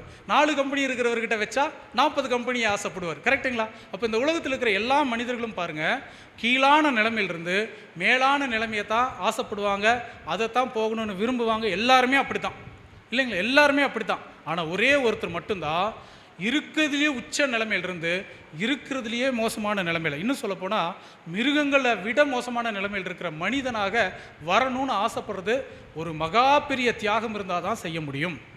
ஒரு தியாகம் இருந்தால், ஒரு அன்பு இருந்தால் மட்டும்தாங்க செய்ய முடியும். இன்னும் உங்களுக்கு உதாரணத்துக்கு புரிகிற மாதிரி சொல்கிறேன். நம்ம ரோட்டில் போயிட்டுருக்கோம், ஒரு பெரிய சாக்கடை, அந்த சாக்கடை முழுவதும் பன்றிகள் மேய்ஞ்சிக்கிட்டு இருக்குது. போகிறோம், கண்ணில் பார்க்குறோம், சாக்கடை முழுவதும் இந்த மாதிரி பயங்கரமாக பன்றிகள் மேய்ஞ்சிக்கிட்டு இருக்குது. அதில் ஒரு 2 பன்றிக்கு பயங்கரமான சண்டை, இது அதை கடிக்குது, அது இதை கடிக்குது, பயங்கரமான சண்டை ஓடிட்டுருக்கு. இப்போ திடீர்னு தேவன் வந்து அந்த பன்றிகள் பேசுகிறத கேட்குறதுக்கும் அதோட பேசுகிறதுக்கும் தேவன் நம்மளுக்கு ஒரு வாய்ப்பு கொடுத்துட்டார், அந்த ஒரு நாலேஜ் கொடுத்துட்டார். உடனே போய் சமாதானப்படுத்துறதுக்காக நம்ம போவோம். பன்றிகளே, உங்களுக்கு என்ன பிரச்சனை, என்ன பிரச்சனை, ஏன் உங்கள் 2 பேர்த்துக்கு என்ன பிரச்சனை, ஏன் அடிச்சுக்கிறீங்க கடிச்சுக்கிறீங்க, ஏன் என்ன பண்ணிகிட்டு இருக்கீங்க அப்படின்னு போய் கேட்டால் அந்த பன்றிகள் சொல்லுது, எங்கள் பிரச்சனை உனக்கு எப்படி தெரியும், எங்களுக்கு 1008 பிரச்சனை இருக்குது, என் பிரச்சனையெல்லாம் உன்னால் புரிஞ்சிக்கவே முடியாது, உன்னால் உணரவே முடியாது. அதெல்லாம் கிடையாது, இப்போ நீ சொன்னேன்னா என்னால் புரிஞ்சிக்க முடியும், நீ பேசுகிறது எனக்கு கேட்குது, நான் பேசுகிறது உனக்கு கேட்குது, அதனால் நீ சொல்லு அப்படின்னா அதெல்லாம் முடியாது. என்னுடைய கஷ்டம் என்னன்னு உன்னால் புரிஞ்சிக்க முடியாது. உனக்கு என்னுடைய கஷ்டத்தை புரிஞ்சுக்கணுன்னு ஆசை இருந்தால் நீயும் ஒரு நாள் பன்றியாக மாறி இதே சாக்கடைக்குள்ளே இறங்கி வா அப்படின்னு சொன்னால் எத்தனை பேர் நம்ம இறங்கி போவோம்? எல்லாத்தையும் கழட்டி போட்டு முதல்ல சாக்கடைக்குள்ளே இறங்கிடலான்னு எத்தனை பேர் ஆசைப்படுவோம்? போயிடுவோங்களா? போக மாட்டோம். இந்த சாக்கடைக்குள்ளே இருக்கிற பன்றிகளை விட 1000 மடங்கு கேவலமான ஒரு விஷயந்தான் இந்த பூமி, இந்த பூமியில் இருக்கக்கூடிய மனுக்குலம். ஏன்னா மனுக்குலத்தில் இருக்கிற மனிதனுடைய இருதயம் அதை விட மோசமானது, இந்த சேத்துக்குள்ளே இருக்கிற பன்றிகளை விட மோசமானது. இவர் பரலோகத்தில் இருந்து மகா பரிசுத்தமான இடத்துலேருந்து பன்றிகளை விட மோசமாக இருக்கிற ஒரு சாக்கடையை விட மோசமாக இருக்கிற இந்த உலகத்தில் வந்து இறங்கி 33 வருஷங்கள் உயிர் வாழ்ந்திருக்கிறார், நம்ம கூட வாழ்ந்திருக்கிறாரு, நம்ம அனுபவிக்கிற அத்தனை கஷ்டங்களையும் அவர் அனுபவிச்சிருக்கிறாருன்னா இப்போ சொல்லுங்கள், இது அன்பு இல்லாமல் வேற என்ன? அன்பு இல்லாமல் இறங்கி வர முடியுமா? அந்த பன்றிகள் மேலே அன்பு இருந்தால் தான் நாம் இறங்கி போவோம். இறங்கி போவோமா? மாட்டவே மாட்டோம், இறங்கி போக மாட்டோம், வாய்ப்பே இல்லை. ஆனால் நம்முடைய ஆண்டவராகிய இயேசு கிறிஸ்து பன்றிகளை விட மோசமாக இருக்கிற அந்த மனுக்குலத்துக்காக பரலோக ராஜ்யத்தை விட்டு, தன் தகப்பனை விட்டு, தேவாதி தேவனுடைய அந்த மகாபிரி அந்த பிரசன்னத்தை விட்டு இந்த பூமியில் ஒரு பாவ நிலைமைக்குள்ள அவர் இறங்கி வந்தார்னு சொன்னால் இதுக்கு பேர் தாங்க அன்பு, இதுக்கு பேர் தான் அன்பு. இந்த அன்புக்கு ஈடும் இல்லை, இணையும் இல்லை, யாருமே செய்ய துணியாத ஒரு விஷயத்தை நம்முடைய ஆண்டவராகிய இயேசு கிறிஸ்து செய்திருக்கிறார். இதெல்லாம் அவருடைய பிள்ளைகளுக்கு மாத்திரம்தான் புரியும். இந்த வசனம்லாம் நம்ம பலமுறை படிச்சிருப்போம். இந்த வசனத்துக்குள்ளே இருக்கிற உள்ளான அர்த்தம் பாருங்கள், எவ்வளோ பெரிய அர்த்தமாக இருக்குது. இதையெல்லாம் விட்டுட்டு தாங்க அவர் இறங்கி வந்தார். காரணம் என்ன தெரியுங்களா? இந்த பூமியில் இருக்கிற மனிதர்கள் மேலே அவர் வைத்திருக்கக்கூடிய அளவு கடந்த அன்பு, மனிதர்களை காட்டிலும் நம்ம மேலே வைத்திருக்கக்கூடிய அளவு கடந்த அன்பு, அந்த அன்பு நிமித்தம் தான் அவ்வளோ பெரிய பரலோக ராஜ்யத்தை விட்டு அவர் இறங்கி வந்தார். அதனால தான் நம்ம படித்தோம், பிள்ளைகள் மாம்சத்தையும் இரத்தத்தையும் உடையவர்களாக இருக்க அவரும் அவர்களைப் போல மாம்சமும் இரத்தமும் உடையவரானார்னு சொல்லிட்டு அடுத்த வார்த்தை பாருங்கள், மரணத்துக்கு அதிகாரியாக இருக்கிற பிசாசானவனை தம்முடைய மரணத்தினாலே அழிக்கும்படிக்கு. அப்படின்னா இந்த மரணத்துக்கு அதிகாரியாக இருக்கிற சாத்தானை அழிக்கணும், அதுவும் ரொம்ப முக்கியமான ஒரு விஷயம். ஏன்னா இந்த பூமியில் மனுக்குலத்திற்கு இருக்கிற மிகப்பெரிய பிரச்சனையே மரணம் தான். மரணத்தை எடுக்கிறதுக்கு தான் இயேசு கிறிஸ்து வந்தார். அப்படின்னா இந்த மரணத்தை எடுக்கிறதுக்கு முன்னாடி அந்த மரணத்துக்கு அதிகாரி ஒருத்தர் இருக்கான், அந்த அதிகாரி அந்த பூமியிலேருந்து எடுக்கணும். அப்படின்னா அந்த அதிகாரி அந்த பூமியில் ஜெயிக்கணும்னா நாம் போய் சாகணும், நாம் போய் செத்தாதான் இந்த மரணத்துக்கு அதிகாரியாக இருக்கிற பிசாசானவனை நாம் ஜெயம் கொள்ள முடியும் அப்படின்னு சொல்லி அவர் விரும்பினாராம். இப்போ என்ன கேள்வினா, மரணத்துக்கு அதிகாரி இருக்கிற சாத்தானை ஜெயிக்கிறது இயேசு கிறிஸ்துவுக்கு சாதாரண காரியமா, கஷ்டமான காரியங்களா? அவர் வந்து செத்து தான் போய் அதை காட்டணுமா? அப்பாலே போ சாத்தானே சொன்னார் இல்லைங்களா சாத்தானை பார்த்து, அதுக்கு பதில் அழிந்து போ சாத்தானேன்னு சொல்லியிருந்தால் என்ன ஆயிருக்குங்க? அவர்கிட்ட இருக்கிற வல்லமைக்கு அழிஞ்சே போயிருப்பார், சாத்தான் இல்லாமல் போயிருப்பான். கரெக்டுங்களா? ஆனால் அப்படி இல்லை பாருங்கள், சாத்தான் இந்த பூமியிலேருந்து அழிக்கிறது இயேசு கிறிஸ்துக்கு சாதாரண காரியம். ஆனால் சாத்தானை அழிக்கணும். எப்படி அழிக்கிறது அப்படின்னா தம்முடைய மரணத்தினாலே. அப்போ இயேசு கிறிஸ்துடைய மரணத்தினால என்ன இருக்குதுங்களாமா, சாத்தானை ஜெயிச்சிட்டாராம், சாத்தானை அழிச்சிட்டாருங்களா? இன்றைக்கும் சாத்தான் இருக்கானா இல்லையா? இருக்கிறான். சாத்தானை எப்படி ஜெயிக்கிறதுனா என்ன? ஆண்டவர் என்ன சொல்ல வர்றார் இந்த வசனத்தில்? தம்முடைய மரணத்தினால தான் சாத்தானை அழிக்க முடியும்.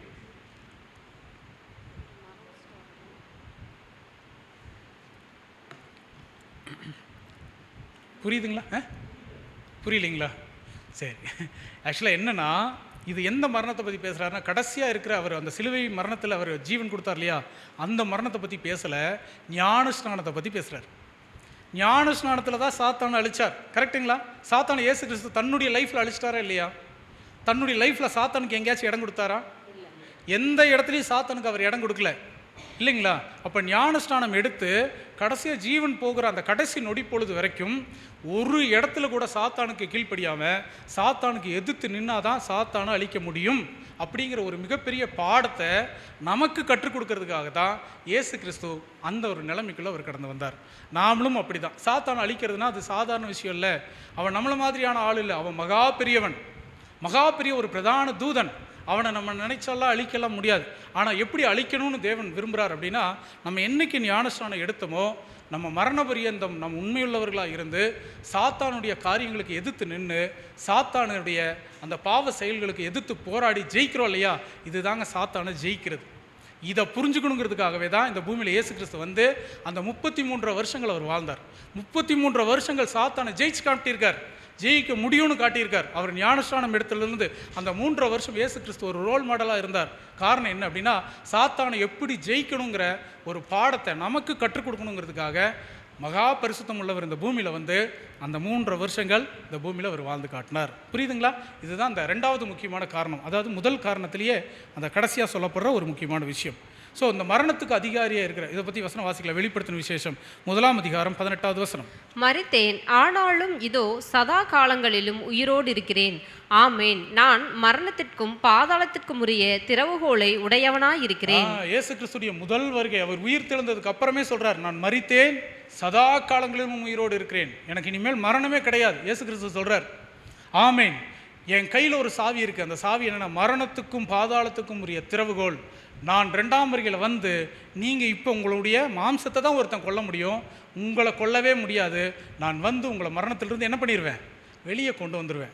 ஸோ மரணத்தை ஜெயிச்சிட்டாரா? சாத்தானுடைய லைஃப்பில் இருந்து, அவருடைய வாழ்க்கையிலிருந்து சாத்தானை ஜெயிச்சிட்டார் இல்லைங்களா? அதே மாதிரி தான் நாமளும் ஜெயிக்கணுங்கிற ஒரு பாடத்தை அவர் கற்றுக் கொடுக்குறார். அதுதான் இதிலிருந்து நம்ம கற்றுக்க வேண்டிய ஒரு முக்கியமான பாடம். மரணத்துக்கு அதிகாரியாக இருக்கிற இந்த சாத்தானை தம்முடைய மரணத்தினாலே அவர் ஜெயித்தார். ஸோ இதுதான் முக்கியமான விஷயம். இது முதல் பாயிண்ட். 2வது முக்கியமான காரணம் என்ன என்று சொல்லி பார்க்கும்போது, வாசிங்க எபிரேயருக்கு எழுதின நிருபம் 2ஆம் அதிகாரம் 15வது வசனம். ஜீவ காலமெல்லாம் மரண பயத்தினாலே அடிமைத்தனத்திற்குள்ளானவர்கள் யாவையும் விடுதலை பண்ணும்படிக்கு அப்படியானார். பாருங்க, ஆண்டவர் இயேசு கிறிஸ்து பூமியில் மனுஷனாக வர்றதுக்கு காரணத்தை சொல்கிறாரு.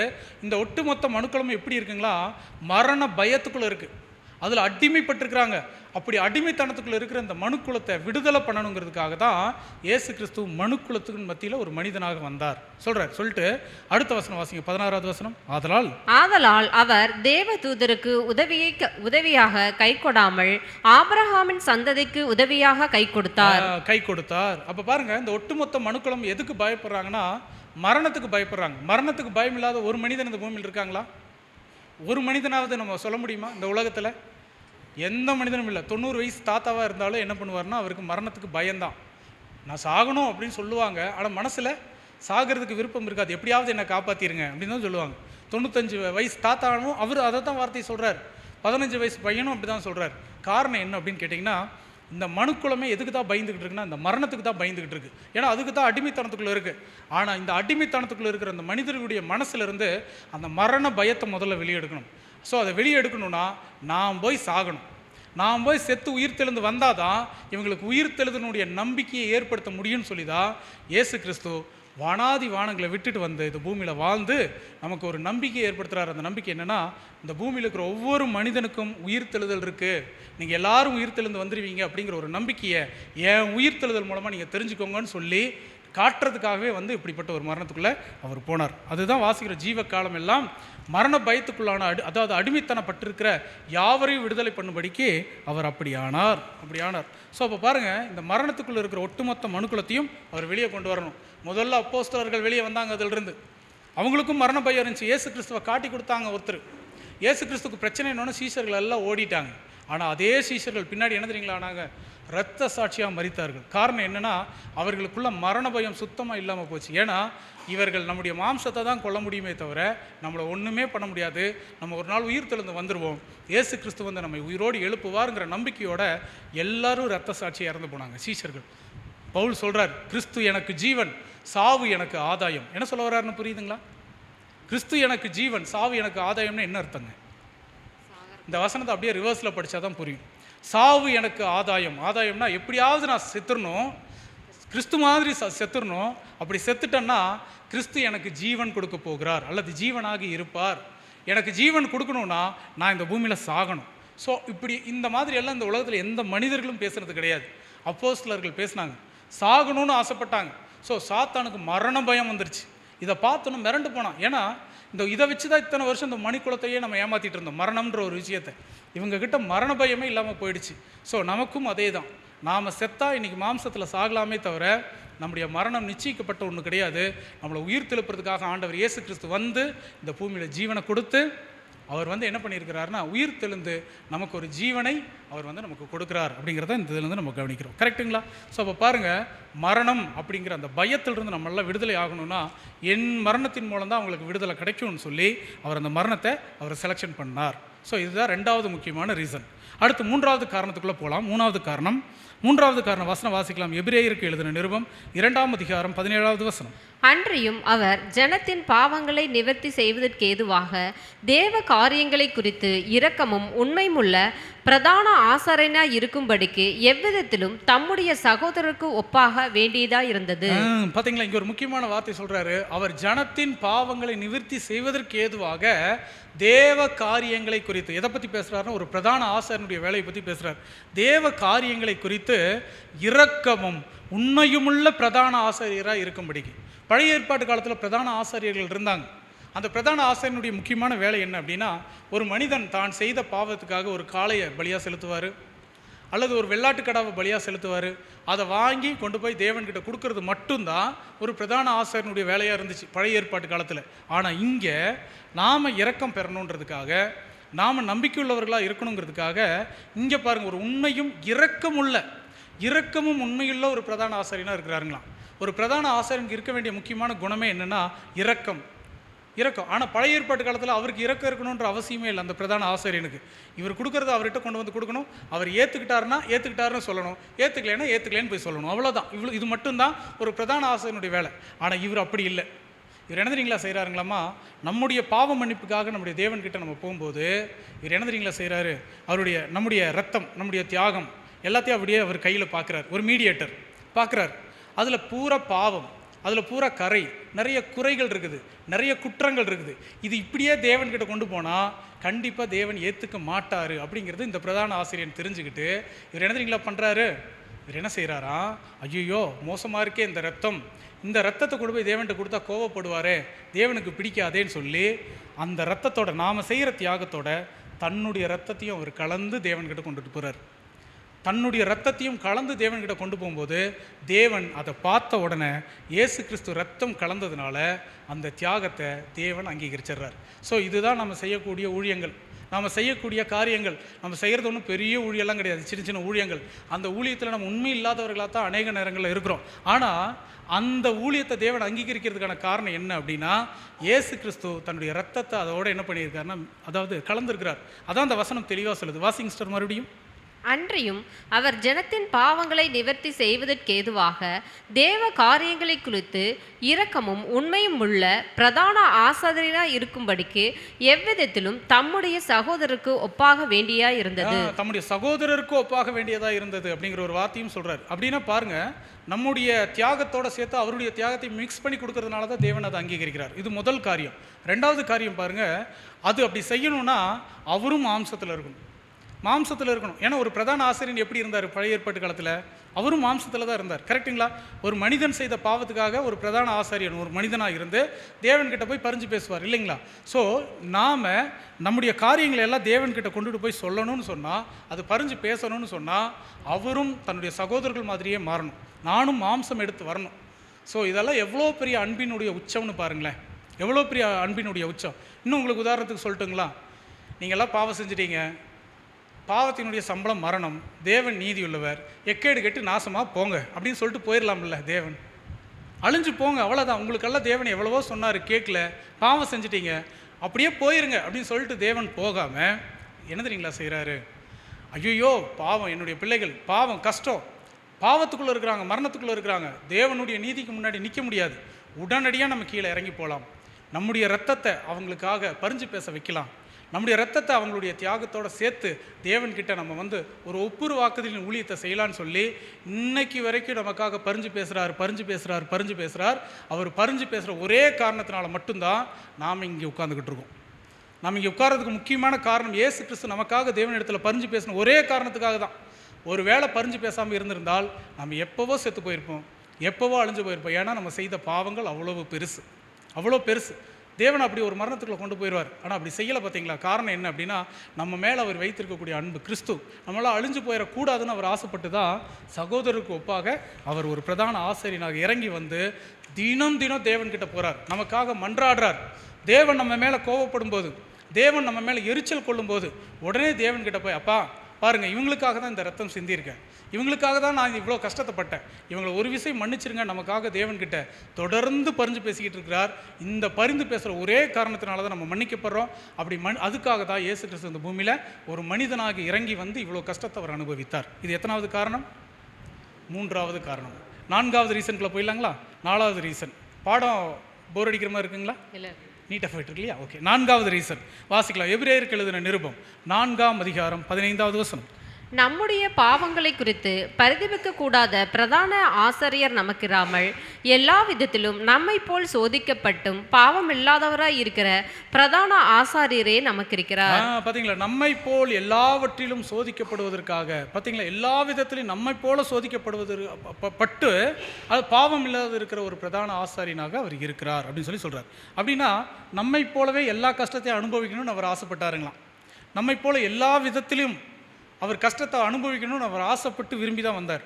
உதாரணத்துக்கு ஒன்று சொல்கிறேனே, பரலோகத்தில் பிதாவாகிய தேவன், இயேசு கிறிஸ்து 2 பேர் இருக்கிறாங்க. இந்த பூமியில் இருக்கிற மனுக்குலத்தை பார்க்குறாங்க.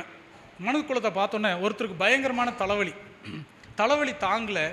தலைவலிக்கு என்னென்னமோ பண்ணி பார்க்குறாரு, தலைவலி விடுற மாதிரி தெரில. அந்த வலி உச்சக்கட்டத்துக்கு போய் அவர் என்ன செஞ்சிடறாருன்னா தூக்கு மாடி செத்துடுறார், அல்லது விஷம் குடித்து செத்துடுறார். உடனே பரலோகத்திலேருந்து தேவன் பார்த்துக்கிட்டு இருக்கிறார், என்னப்பா இவ்வளோ கஷ்டத்தை அனுபவிக்கிறாங்களே, ஏன் அவன் தற்கொலை பண்ணிக்கிட்டான்? இப்போது அவனுக்கு வந்த அந்த தலைவலியை பரலோகத்தில் இருக்கிற பிதாவாகிய தேவனால் உணர முடியுங்களா? முடியாது. ஏன்னா அவர் ஆவிக்குரிய சரீரத்தில் இருக்கார், நம்மளாம் மாம்சத்தில் இருக்கிறோம், நம்மளாம் பாவத்துக்குள்ளே இருக்கிறோம். பாவத்துக்குள்ளே இருந்தால் தானே வியாதி வரும், பாவத்துக்குள்ளே இருந்தால் தானே வலி வரும். அவர் பாவம் இல்லாதவராக இருக்கிறதுனால அவரால் என்ன தெரியாதுன்னா, நம்மளை போல் வலிகளை உணர முடியாது அவரால், இல்லைங்களா? தேவனால் உணர முடியாது. தலைவலினா என்னென்னு அவருக்கு தெரியாது, கைவலி கால் வலினா என்னென்னு அவருக்கு தெரியாது. ஸோ பரலோகத்திலிருந்து பார்த்துட்டு, என்னப்பா மன உளைச்சல் ஏற்பட்டு என்ன தற்கொலை பண்ணிக்கிறாங்களா, அது எப்படி இருக்கும், அந்த கஷ்டம், அந்த வேதனை எப்படி இருக்கும், வலி எப்படி இருக்கும்னு சொல்லி பிதாவாகிய தேவன் இயேசு கிறிஸ்து 2 பேர் பேசிக்கிறாங்க. அப்படி பேசும்போது பிதாவாகிய தேவன்கிட்ட இயேசு கிறிஸ்து சொன்னாராம், என்னென்னு தெரியல, அவங்க படுற கஷ்டம் ஏதோ தாங்க முடியல போல இருக்குது, ஒருவேளை நான் அவர்களை போலவே கீழே இறங்கி போய் அவங்க படுற கஷ்டத்தை என்னென்னு உணர்ந்து நான் உங்ககிட்ட வந்து சொல்லட்டுமா அப்படின்னு சொல்லி நமக்காக பிதா கிட்ட கேட்டாருங்களாம். பிதா சரி போயிட்டு வா அப்படின்னு சொன்னாருங்களாம். வந்து பாருங்கள், நல்லா கவனிங்களேன், நமக்கு தலைவலி வருதுன்னா என்னன்னு பிதாவாகிய தேவனுக்கு தெரியாது, நமக்கு வயிற்று வலி வருதுன்னா என்னன்னு பிதாவாகிய தேவனுக்கு தெரியாது. ஆனால் இயேசு கிறிஸ்து வந்து என்ன பண்ணிட்டாரு, நம்மளை மாதிரியே தலைவலி அவர் அனுபவித்தார். இந்த பூமியில் வாழும்போது அவரும் ஒரு மனிதனாக தானே, அதான வசனம் வாச்சோம், நம்மை போல எல்லாவற்றிலும் சோதிக்கப்பட்டு. கரெக்டுங்களா? அப்போ எல்லா கஷ்டத்தையும் அவர் அனுபவிச்சிருக்கிறார். தலைவலினா என்னன்னு இப்போ தெரியும். இப்போ நாம் தலைவலியில் கஷ்டப்பட்டோன்னா உடனே பிதாவாகிய தேவன்கிட்ட இயேசு கிறிஸ்து சொல்லுவார், என்னப்பா தலைவலின்னு சொல்கிறாங்க, என்னாச்சு அப்படின்னா, ஆமாண்டவரே அது கஷ்டம்தான், அது எவ்வளோ பெரிய வழியாக இருந்துச்சுன்னு என்னால் உணர முடிஞ்சது, உடனே போய் அவங்களுக்கு உதவி செய். உடனே நமக்கு உதவி செய்கிறதுக்காக இயேசு கிறிஸ்து ஓடோடி வருவார். ஏன் தெரியுங்களா? நாம் பட்ட அத்தனை கஷ்டமும் அவரும் அனுபவிச்சிருக்கிறார், நாம் பட்ட அத்தனை துன்பங்களும் அவரும் அனுபவிச்சிருக்கிறார். ஒரு இரத்த காயம் ஏற்பட்டால் அது வலி எப்படி இருக்கும் அது இயேசு கிறிஸ்துவுக்கு தெரியும், ஏன்னா அவர் அனுபவித்தார். அதனால தான் அந்த வசனத்தை வாச்சோம், நம்முடைய பலவீனங்களை குறித்து பரிதபிக்கக்கூடாத பிரதான ஆசாரியர் நமக்கு இல்லாமல் நம்மை போல எல்லா விதத்திலும் சோதிக்கப்பட்ட ஒரு பிரதான ஆசாரியனாக அவர், பாவம் இல்லாத இருக்கிற ஒரு பிரதான ஆசாரியர் நமக்கு இருக்கிறார். பார்த்தீங்களா? ஸோ இந்த வலிகளை அனுபவித்தார் நமக்காக. இதெல்லாம் அனுபவிக்கணும்னு என்ன தலையெழுத்து அவருக்கு? அதுதான் கேள்வி. என்ன தலையெழுத்து? அப்படி ஏதாவது இருக்குதுங்களா? இல்லை. நீ பாவம் செஞ்ச, அனுபவிச்சுட்டு போ. நீ குற்றம் செஞ்ச, நீ அனுபவிச்சுட்டு போ சொல்லிட்டு போயிடலாம் இல்லையா? ஆனால் அப்படி செய்யாமல் நமக்காக அந்த கஷ்டத்தை உணர்ந்து அந்த வலியையும் வேதனையும் நம்ம வந்து ரொம்ப நாள் அனுபவிக்கக்கூடாதுங்கிறதுக்காக அவரும் அனுபவித்து பார்த்து ஓடோடி வந்து நமக்கு உதவி செய்யணுங்கிறதுக்காகவே இயேசு கிறிஸ்து வந்து அந்த வலிகளையும் கஷ்டங்களையும் அவரும் தாங்கியிருக்கிறாருன்னு சொன்னால் இதுதாங்க அன்பினுடைய உச்சம். இதுதான் அன்பினுடைய உச்சம். இந்த அன்பை தான் நம்மக்கிட்ட அவர் காட்டுறார்.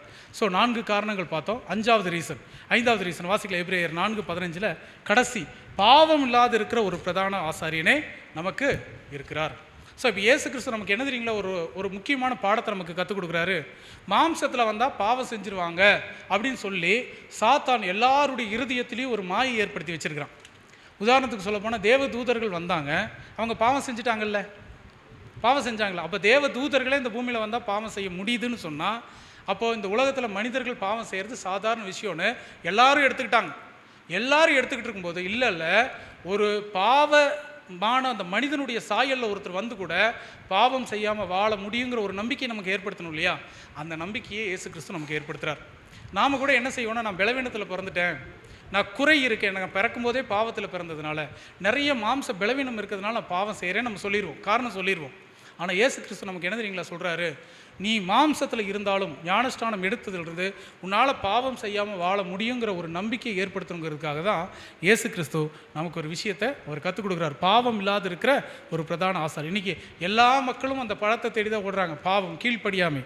ஆனால் நாம் இந்த உலகத்திலிருந்து தனியாக வேறு பிரிக்கப்பட்டு நமக்கு சத்தியத்தை எல்லாம் வெளிப்படுத்தி ஞானஸ்நானம் உடன்படிக்கை செய்ய வச்சது எதுக்காக அப்படின்னா, இந்த பூமியில் நம்ம பாவம் செய்யாமல் வாழ முடியுங்கிற ஒரு நம்பிக்கையை ஏற்படுத்துறதுக்கு தான் ஆண்டவர் இயேசு கிறிஸ்து இந்த பூமியில் மனிதனாக வந்தார். இது எத்தனாவது காரணம் அப்படின்னா 5வது முக்கியமான காரணம். 6வது ரீசனுக்குள்ளே போயிடலாம். 6வது காரணம் வாசிங்களா, எபிரேயர் 2:18 ஆதலால் அவர் தாமே சோதிக்கப்பட்டு பாடுபட்டதினாலே அவர் சோதிக்கப்படுகிறவர்களுக்கு உதவி செய்ய வல்லவராய் இருக்கிறார். பார்த்தீங்களா, அவர் உதவி செய்ய வல்லவராய் இருக்கிறார் அப்படின்னா, நம்ம படுற இங்கே சொல்லப்பட்டிருக்கிறது வந்து வலி வேதனை இல்லை, சோதனைகள். நமக்கு சோதனைகள் இருக்கு இல்லைங்களா, நமக்கு கஷ்டம் இருக்குல்ல, நம்மளை ஒரு சில நேரம் தேவன் சாத்தான் கையில் ஒப்பு கொடுக்குறாரு. எதுக்காக? நாம் கரெக்டாக இருக்கமா இல்லையான்னு சோதிக்கிறதுக்காக. ஸோ அந்த சோதனையில் நம்ம வந்து அந்த கஷ்டத்தை அனுபவிக்கும் போது, அதாவது நம்ம அப்படியே கஷ்டப்பட்டுக்கிட்டே இருக்கணுன்றது தேவனுடைய விருப்பம் இல்லை.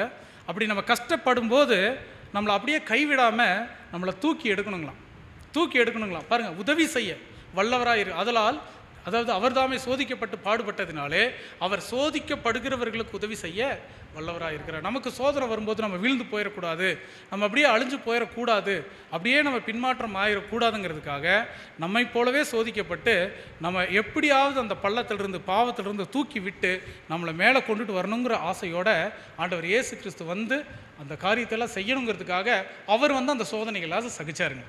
அந்த சோதனைகள் எல்லாம் சகிச்சார். ஸோ இப்போ புரியுதுங்களா, அவருடைய மரணத்தினுடைய சாயல், அந்த மரணம் எவ்வளோ பெரிய ஒரு மரணம் அப்படிங்கிறது நம்மளால் புரிஞ்சுக்க முடியுதா? இத்தனை காரணங்கள் இருக்கிறத நம்ம கவனிக்கலாம். வசனம் வாசிக்கலாங்க, வாசிங்க. எபிரேயர் 4:16 ஆதலால் நாம் இரக்கத்தை பெறவும் ஏற்ற சமயத்தில் சகாயம் செய்யவும் கிருபையை அடையவும் தைரியமாய் கிருபாசன தண்டையிலே சேரக்கடவும். தைரியமாய் கிருபாசன தண்டையிலே சேரக்கடவும் என்ன அர்த்தம்னா, நம்மளாம் தேவன் பக்கத்துலேயே போக முடியாது. அப்பா பிதாவே அப்படின்னு ஜெபம் பண்ணுறதுக்கு நம்மளுக்கெல்லாம் தகுதி இருக்குங்களா? இயேசு கிறிஸ்துவுக்கு தகுதி இருக்குது. அவர் அப்பா பிதாவேன்னு கூப்பிட்றதுக்கு அவருக்கு முழு தகுதி இருக்குது. நமக்கு இருக்கா?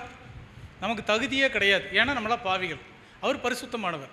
நம்ம பாவிகள், நம்ம அப்பா பிதாவேன்னு சொன்னால் நம்முடைய அப்பாவை நம்ம கேவலப்படுத்துகிற மாதிரி, நம்முடைய தேவனை கேவலப்படுத்துகிற மாதிரி அப்படி ஒரு விஷயம் இருக்குது. ஆனால் தேவன் எழுதிங்களா சொல்கிறாரு, இடையில ஒரு மீடியேட்டர் இருந்தால், நமக்காக தேவன் இடத்துல பரிஞ்சு பேசுறதுக்கு ஒருத்தர் இருந்தார்னா இப்போ தைரியமாக தேவன்கிட்ட போக முடியும், பாருங்கள், அதான் சொல்கிறார், நாம் இரக்கத்தை பெறவும் ஏற்ற சமயத்தில் சகாயம் செய்யும் கிருபையை அடையவும் தைரியமாக கிருபாசனம்ங்கிறது பிதாவாகிய தேவன். இந்த உடன்படிக்கை பெட்டிக்கு மேலே இருக்கக்கூடிய மூடி பேர் தான் கிருபாசனம். தேவன்கிட்ட போகலாம், நேரடியாக தேவன்கிட்ட அப்பா பிதாவேன்னு கூப்பிடுற அந்த உரிமை யார் மூலமாக நமக்கு கிடைச்சது அப்படின்னா, நம்முடைய ஆண்டவராகிய இயேசு கிறிஸ்து மூலமாய் நமக்கு கிடைச்சிருக்கு. அதனால தான் நம்ம ஜெபம் பண்ணும்போது இயேசு கிறிஸ்துவின் மூலமாய் அப்படின்னு சொல்லி ஜெபம் பண்ணுறோம். ஏன் தெரியுங்களா அப்படி ஒரு ஜெபம் பண்ணுறோம்? இயேசு கிறிஸ்து பேர் சொல்லாமல் ஜெபம் பண்ணலாமா? அப்படி ஜெபம் பண்ண தேவன் ஏற்றுக்குவாரா? அடுத்த நிமிஷம் செத்து போயிடுவோம். ஸோ இயேசு கிறிஸ்து பேர் சொல்கிற ஒரே காரணத்தினால தான் தேவன் அந்த ஜெபத்தை கேட்டு நம்மளை மன்னிக்கிறார். புரியுதுங்களா? ஸோ நமக்கு ஒரு மீடியேட்டர் இருக்கிறார். அந்த மீடியேட்டர் என்ன செய்கிறாரா, வா தைரியமாக தேவன்கிட்ட போ, நான் உனக்காக பக்க பலமாக இருக்கேன், நான் உறுதுணையாக நிற்கிறேன், நான் உனக்கு உதவி செய்கிறேன்னு சொல்லி தொடர்ந்து நமக்காக உதவி செய்யணுங்கிறதுக்காக தான் அவர் வந்து இந்த சோதனைகளையும் பாடுகளையும் அவர் அனுபவித்தார். இன்றைக்கி நமக்கு உதவியாக அவர் இருக்கிறார். ஸோ இதெல்லாம் மனுஷனாக இருந்து தான் அந்த காரியத்தை செய்ய முடியுங்கிறதுக்காக தான் அவர் மனிதனாக இந்த பூமிக்கு இறங்கி வந்தார். இது எத்தனாவது காரணம்னா 6வது காரணம். 7வது காரணத்துக்குள்ளே போயிடலாம், வாசிக்கலாம். எபிரேயருக்கு எழுதின நிருபம் 10ஆம் அதிகாரம் 19வது வசனம். ஆகையால் சகோதரரே, நாம் பரிசுத்த ஸ்தலத்தில் பிரவேசிப்பதற்கு இயேசுவானவர் தமது மாமிசமாகிய திரையின் வழியாய் புதிதும் ஜீவனுமான மார்க்கத்தை நமக்கு உண்டு பண்ணினபடியால். பார்த்தீங்களா, ஒரு புதிய மார்க்கத்தை தேவன் நமக்காக, இயேசு கிறிஸ்து நமக்காக ஏற்படுத்தி இருக்கிறாருங்களா. அது என்ன புதிய மார்க்கம்? இதை புரிய வைக்கிறதுக்காக ஒரு சின்ன கதை, ஒரு உதாரணம் சொல்கிறேன். பரலோகத்தில் பிதாவாகிய தேவனும் இயேசு கிறிஸ்து ஒரு நாள் பேசிக்கிட்டாங்க. எப்போ? இயேசு கிறிஸ்து முதல் வருகையில் வர்றதுக்கு முன்னாடி பரலோகத்தில் பேசிக்கிறாங்க 2 பேரும். என்ன பேசிக்கிட்டாங்களாம்? அதாவது பிதாவாகிய தேவன்கிட்ட இயேசு கிறிஸ்து போய் கேட்குறாரு, ஆண்டவரே, இந்த பூமியில் இருக்கிற மனுக்குலத்துக்கு நம்ம எப்படியாவது ஒரு உதவி செய்யணும் அப்படின்னு சொல்லி கேட்டார். சரி, உதவி செய்யலாம், என்ன பண்ணலாம் அப்படிங்கிறப்ப பிதாவாகிய தேவன் வந்து சொல்கிறாரு, சரி நம்ம உதவி செய்யலாம், ஆனால் நம்ம இங்கிருந்து அவங்களுக்கு உதவி செய்யலாம் அப்படின்னா, இல்லை நாம் இன்னும் அவங்கள வந்து அதாவது நிறைய உதவிகள் அவங்களுக்கு தேவைப்படுது. அது மாத்திரம் இல்லை, என்னுடைய சீஷர்கள், என்னுடைய பிள்ளைகள் எல்லாம் பூமியில் இருக்காங்க, நான் இருக்கிற இடத்துக்கு தான் அவங்களும் வரணும் அப்படின்னு சொன்னோன்னே பிதாவாகிய தேவன் சொன்னாருங்களா, இதெல்லாம் வாய்ப்பே இல்லைப்பா, வாய்ப்பே இல்லை. ஏன்னா வசனம் சொல்லுது இல்லைங்களா, மாம்சமும் இரத்தமும் பரலோக ராஜ்யத்துக்குள் பிரவேசிப்பதில்லை, பரலோக ராஜ்யத்துக்குள்ளே போக முடியாது மாம்சமும் இரத்தமும். அப்போது தேவன் இயேசு கிறிஸ்துக்கிட்ட சொல்கிறார், இல்லைப்பா வாய்ப்பே இல்லை, அவங்கெல்லாம் மாம்சத்தில் இருக்காங்க, மாம்சத்தில் இருக்கிற யாருமே பரலோக ராஜ்யத்துக்குள்ளே வர முடியாது அப்படின்னு சொன்னோன்னே, இல்லை ஆண்டவருக்கு ஒரே ஆசை, இல்லை அவங்க எல்லாம் என் கூட தான் இருக்கணும், அவங்கெல்லாம் உண்மையான சகோதரர்கள், அவங்கெல்லாம் பரலோக ராஜ்யத்துக்கு வரணும்னு ஆசைப்பட்றேன், நான் என்ன செய்யணும்னு சொல்லுங்கள் அப்படின்னு சொன்னோன்னே, இப்போ பிதாவாகிய தேவன் இயேசு கிறிஸ்துக்கிட்ட சொன்னாருங்களா, இது ரொம்ப கஷ்டம், உன்னால் செய்ய முடியுமா? இல்லை, சொல்லுங்கள் ஆண்டவரே, நான் செய்கிறேன். உன்னால் கண்டிப்பாக செய்ய முடியுமா? கண்டிப்பாக செய்கிறேன், சொல்லுங்கள். இந்த பூமியில் இந்த மனிதர்கள் பரலோக ராஜ்யத்துக்கு வரணும்னு சொன்னால், மாம்சத்திலிருந்து அவங்க மாம்சத்தில் இருக்கிற அந்த மனிதர்கள் பரலோக ராஜ்யத்துக்குள்ளே வரணும்னா ஒரு புதிய வழியை நீ உண்டாக்கணும், திறக்கணும். ஒரு வழியை நீ தான் உருவாக்குறியானா, ஓகே நான் உருவாக்குறேன், என்ன செய்யணும்னு சொல்லுங்கள் அப்படின்னோடனே இயேசு கிறிஸ்துவுக்கு தேவன் சொன்னாராம், அந்த வழியை உன்னுடைய மாம்சத்தையே கிழித்து தான் நீ உருவாக்கணும். ஒரு வழி உருவாக்கணும், உன்னுடைய மாம்சத்தை 2ஆக கிழிக்கணும். உன்னுடைய மாம்சத்தை அதாவது 2ஆக கிழித்து ஒரு புதிய ஒரு வழியை உன்னால் உருவாக்க முடியுமா அப்படின்னு. இதோடைய அர்த்தம் என்னென்னா, மிக கொடுமையான மரணத்துக்குள்ளே நீ போனால் இவங்கெல்லாம் பரலோக ராஜ்யத்துக்குள்ளே வரலாம்னு சொல்லி தேவன் சொல்லும்போது உடனே சொன்னாருங்களாம்மா ஆண்டவர் இயேசு கிறிஸ்து, சரி நான் போய் அந்த கஷ்டத்தை அனுபவிக்கிறேன், நான் போய் அந்த துன்பத்தை நான் தாங்கிக்கிறேன், நான் போய் அந்த வழியை நான் மார்க்கத்தை உண்டு பண்ணுறேன் அப்படின்னு சொல்லிட்டு பரலோக ராஜ்யத்திலேருந்து வந்து நாம் பரலோகம் போகணுங்கிற ஒரே காரணத்துக்காக தன்னுடைய மாம்சமாகிய திரையின் வழியாக, பாருங்கள் வசனம் சொல்லுது, மாம்சமாகிய திரையின் வழியாக புதிதும் ஜீவனுமான மார்க்கத்தை, ஒரு வழியை தேவன் உண்டு பண்ணி இயேசு கிறிஸ்து நமக்காக உண்டு பண்ணி இருக்கிறார். அந்த மார்க்கம்தான் இயேசு கிறிஸ்து வந்து தன்னுடைய சரீரத்தை 2ஆக கிழித்து அவர் ஏற்படுத்தின வழி. இந்த வழியாக தாங்க நம்ம போக முடியும். அதனால தான் ஆண்டவர் சொன்னார், நானே வழியும் சத்தியமும் ஜீவனுமாய். இயேசு கிறிஸ்து தான் வழி, ஒருத்தரும் பரலோக ராஜ்யத்துக்குள்ளே போக முடியாது. இயேசு கிறிஸ்து வழியாக மட்டும்தான் ஒருத்தர் பரலோக ராஜ்யத்துக்குள்ளே போக முடியும். அதுவும் இயேசு கிறிஸ்துவுடைய முழு அன்புனால் மட்டும்தான் போக முடியும். ஏன்னா அவர் தன்னுடைய சரீரத்தையே 2ஆக கிழித்து நமக்காக ஒரு புதிய ஒரு வழியை அவர் உண்டாக்கினார்னு சொல்லி அந்த இடத்துல சொல்லப்படுறதை கவனிக்கலாம். ஸோ இதுதாங்க அன்பு. நம்மெல்லாம் பரலோக ராஜ்யம் இன்னொன்று கூட செஞ்சுருக்கலாம். சரி, நீங்கள்லாம் பாவிகள், உங்களுக்கு உதவி தேவைப்படுது, நான் வந்து உதவி செய்கிறேன், நீங்கள் இந்த பூமியிலேயே வாழ்ந்துக்கிட்டு இருங்க, உங்களுக்கு நித்திய ஜீவனையெல்லாம் நான் ஏற்படுத்தி கொடுக்குறேன்னு சொல்லாமல், இந்த பாவத்துக்குள்ளே இருக்கிற மனிதர்கள், இன்னும் சொல்லப்போனால் இன்னும் அதிக பாவத்துக்குள்ளேயும் பலவீனத்துக்குள்ளே இருக்கிற நம்மளை எல்லாம் பரலோகத்துக்கு கொண்டுட்டு போய் சேர்க்கணுங்கிற ஒரே ஒரு ஆசைக்காக பரலோக ராஜ்யத்தையே விட்டுட்டு வந்து இவ்வளோ பெரிய மரணத்தை அவர் வந்து ஏற்றுக்கொள்ள வேண்டியதாக இருந்துச்சு, தாங்கிக் கொள்ள வேண்டியதாக இருந்துச்சு. இதுதாங்க அன்பினுடைய உச்சம். ஸோ அடுத்த வசனம் வாசிக்கலாம்.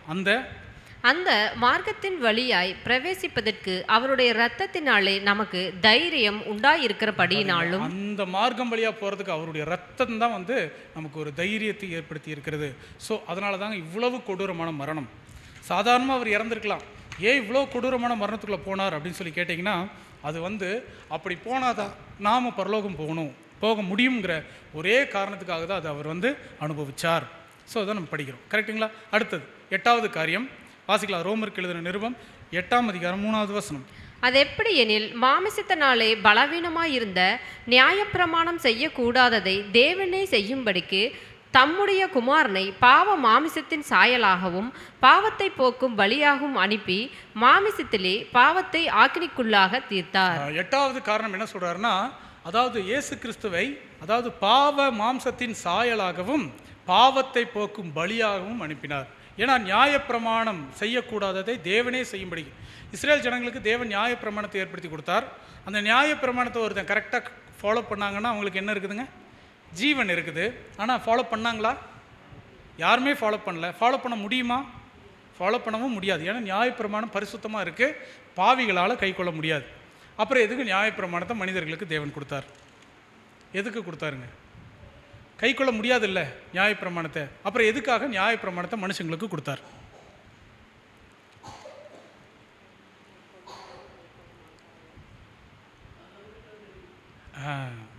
எதுக்காக தேவன் நியாயப்பிரமாணம் கொடுத்தாருன்னா, எது நல்லது எது கெட்டதுன்னு தெரிஞ்சுக்கிறதுக்காக மட்டும்தான் கொடுத்தார். ஆனால் நியாயப்பிரமாணத்தினால ஒருத்தர் நீதிமான் ஆக முடியாது. தேவனுக்கு நல்லா தெரியும். ஸோ எது நல்லது எது கெட்டது, எதை செய்யணும் எதை செய்யக்கூடாதுங்கிற அறிவு தேவனுக்கு மனிதனுக்கு தேவைப்பட்டுச்சு. அதை கொடுக்கறதுக்காக தான் நியாயப்பிரமாணத்தை கொடுத்தார். ஆனால் தேவனிடத்திலிருந்து வந்ததுனால, அந்த நியாயப்பிரமாணம் பரிசுத்தமாக இருந்ததுனால, அந்த நியாயப்பிரமாணத்தை யாரோ ஒருத்தர் அதாவது இந்த பூமியிலேருந்து நிறைவேற்றியே முடிக்கணும். யாரும் நிறைவேற்றாமல் அந்த நியாயப்பிரமாணம் அப்படியே போயிடக்கூடாதுங்கிறதுக்காக, அந்த நியாயப்பிரமாணத்தை நிறைவேற்றுறதுக்காகவே இயேசு கிறிஸ்து இஸ்ரேல் ஜனங்கள் மத்தியில் ஒரு யூதனாக பிறந்து வந்து அவர் நியாயப்பிரமாணத்தை தன் வாழ்க்கையில் நிறைவேற்றி முடித்தார். இயேசு கிறிஸ்து நிறைவேற்றி முடிச்சிட்டார் அப்படின்னா என்ன அர்த்தம்னா, இனிமேல் யாரும் நியாயப்பிரமாணத்தின்படி வாழ வேண்டிய அவசியம் இல்லை. ஏன்னா நியாயப்பிரமாணம் க்ளோஸ். இயேசு கிறிஸ்து க்ளோஸ் பண்ணிட்டார், முடிஞ்சது. அப்படிங்கிறப்ப இந்த நியாயப்பிரமாணத்தை இந்த பூமியிலேருந்து எடுக்கணுங்கிறதுக்காக தான் இயேசு கிறிஸ்து இப்படிப்பட்ட ஒரு மாம்ச சரீரத்தை தேர்ந்தெடுத்து இவ்வளோ பெரிய மரணத்தை அவர் வந்து ஏற்றுக்கொண்டார் அப்படிங்கிறத நம்ம பார்க்குறோம். இதுதான் 8வது. அதனால தான் அவர் யூதர் மத்தியில் பிறந்தார். ஒருவேளை இந்தியாவில் அவர் பிறந்திருக்கலாம், அல்லது சைனாவில் பிறந்திருக்கலாம், இல்லாட்டி கொரியாவில் கூட பிறந்திருக்கலாம், எங்கே வேணாலும் அவர் பிறந்திருக்கலாம். ஏன் பர்டிகுலராக ஒரு யூதராக அவர் பிறக்கணும் அப்படின்னா, யூதர்கள் மத்தியில் தான் அந்த நியாயப்பிரமாணம் இருந்தது. அந்த நியாயப்பிரமாணத்தை நிறைவேற்றணும்னா அவர் ஒரு யூதனாக இருக்கணும். அதனால தான் ஒரு யூதனாக வந்து அந்த நியாயப்பிரமாணத்தை தன் வாழ்க்கையில் நிறைவேற்றி முடித்தார். தேவனுடைய விருப்பத்தை இந்த பூமியில் நிறைவேற்றி முடித்தார். ஸோ அதுதான் 8வது காரியம். 9வது காரணத்துக்குள்ளே போயிடலாம். 9வது ரீசன் கொலோசையர் 2ஆம் அதிகாரம் 14ஆம் வசனம். நமக்கு எதிரடையாகவும் கட்டளைகளால் நமக்கு விரோதமாகவும் இருந்த கையெழுத்தை குலைத்து அதை நடுவில் இராதபடிக்கு எடுத்து சிலுவையின் மேல் ஆணி எடுத்து. இது எதை பற்றி பேசுகிறாருன்னா நியாயப்பிரமாணம். இந்த நியாயப்பிரமாணம் எப்படி இருக்குங்களாமா? இது எல்லாமே நமக்கு விரோதமாக இருக்குங்களா? கரெக்டுங்களா? நியாயப்பிரமாணம் நமக்கு விரோதமாக இருக்கா? நியாயப்பிரமாணம் நமக்கு விரோதமாக இருக்கா? நாம் நியாயப்பிரமாணத்துக்கு விரோதமாக இருக்குமா? நம்ம தான் நியாயப்பிரமாணத்துக்கு விரோதமாக இருக்கும். ஆனால் பாருங்கள், நியாயப்பிரமாணம் நம்முடைய உதவிக்காக கொடுக்கப்பட்டுச்சு. ஆனால் அதுவே நமக்கு எதிரியாக மாறிடுச்சு. எதிரியாக மாறிடுச்சுங்க. அதுவே நம்மளை கொல்லுது. யூதர்கள் அதுலேயே மாட்டிக்கிட்டாங்க. 2 பாவத்துக்குள்ளே மாட்டிக்கிட்டாங்க.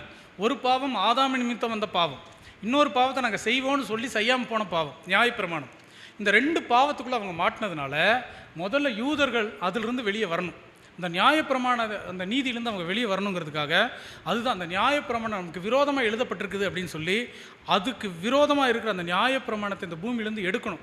அதை சிலுவையில் ஆணி அடித்து, அதான் சொல்கிறார் பாருங்கள், நமக்கு எதிரடையாகவும் கட்டளைகளால் நமக்கு விரோதமாக இருந்த கையெழுத்தை குலைத்து அதை நடுவில் இராதபடிக்கு எடுத்து சிலுவையின் மேல் ஆணி அடித்தார். சிலுவையின் மேல் ஆணி அடித்தார். அடுத்த வசனத்தை வாசிக்கலாம். கொலோசியர் 2:15. துரைத்தனங்களையும் அதிகாரங்களையும் உரிந்து கொண்டு வெளியரங்கமான கோலமாக்கி அவைகளின் மேல் சிலுவையிலே வெற்றி சிறந்தார். சிலுவையின் மேல் அவர் வெற்றி சிறந்தார் அப்படின்னு சொல்லி சொல்றார். ஸோ அப்போ பாருங்க, தேவனுடைய அந்த நியாயப்பிரமாணம்ங்கிறது பரிசுத்தமாக இருந்தது. இந்த சிலுவையில் கொண்டுட்டு போய் அதை முடிக்கணுங்கிறதுக்காக தாங்க அவர் சிலுவை சுமந்தார். இந்த நியாயப்பிரமாணத்தை டோட்டலாக க்ளோஸ் பண்ணணும். அதனால தான் பழைய ஏற்பாட்டு காலத்தில் ஒரு நிழல் இருந்துச்சு. இஸ்ரேல் ஜனங்க வனாந்திரத்தில் பாவம் செய்யும்போது தேவன் அவர்களுக்கு ஒரு தண்டனையை ஏற்படுத்தினார். அந்த தண்டனை என்னென்னா, அதாவது கொள்ளிவாய் சர்ப்பத்தை விட்டு கடிக்க வச்சார். கரெக்டுங்களா? இஸ்ரேல் ஜனங்க அப்போ அவங்க அதுலேருந்து தப்பிக்கணும்னா அதாவது மோசே கிட்ட தேவன் ஒரு கட்டளை கொடுக்குறாரு. அதாவது நீ என்ன செய்யணும், ஒரு மரத்தை செஞ்சு அந்த மரத்தில் ஒரு வெண்கலத்தில் ஒரு சர்ப்பத்தை செஞ்சு அதில் மாட்டி வை, அதை பார்க்கிற எவனும் பிழைப்பான். வணங்குறவன் இல்லை, அதை பார்க்கிற எவனும் பிழைப்பான். கரெக்டுங்களா? அப்படின்னா பாவம் செய்த மனிதனுக்கு பரிகாரம் எது அப்படின்னா அந்த மரம், சிலுவை. அதை தான் நம்ம புதிய ஏற்பாட்டில் படிக்கிறோம். சிலுவையில் தூக்கப்பட்ட எவனும் சபிக்கப்பட்டிருக்கிறான்.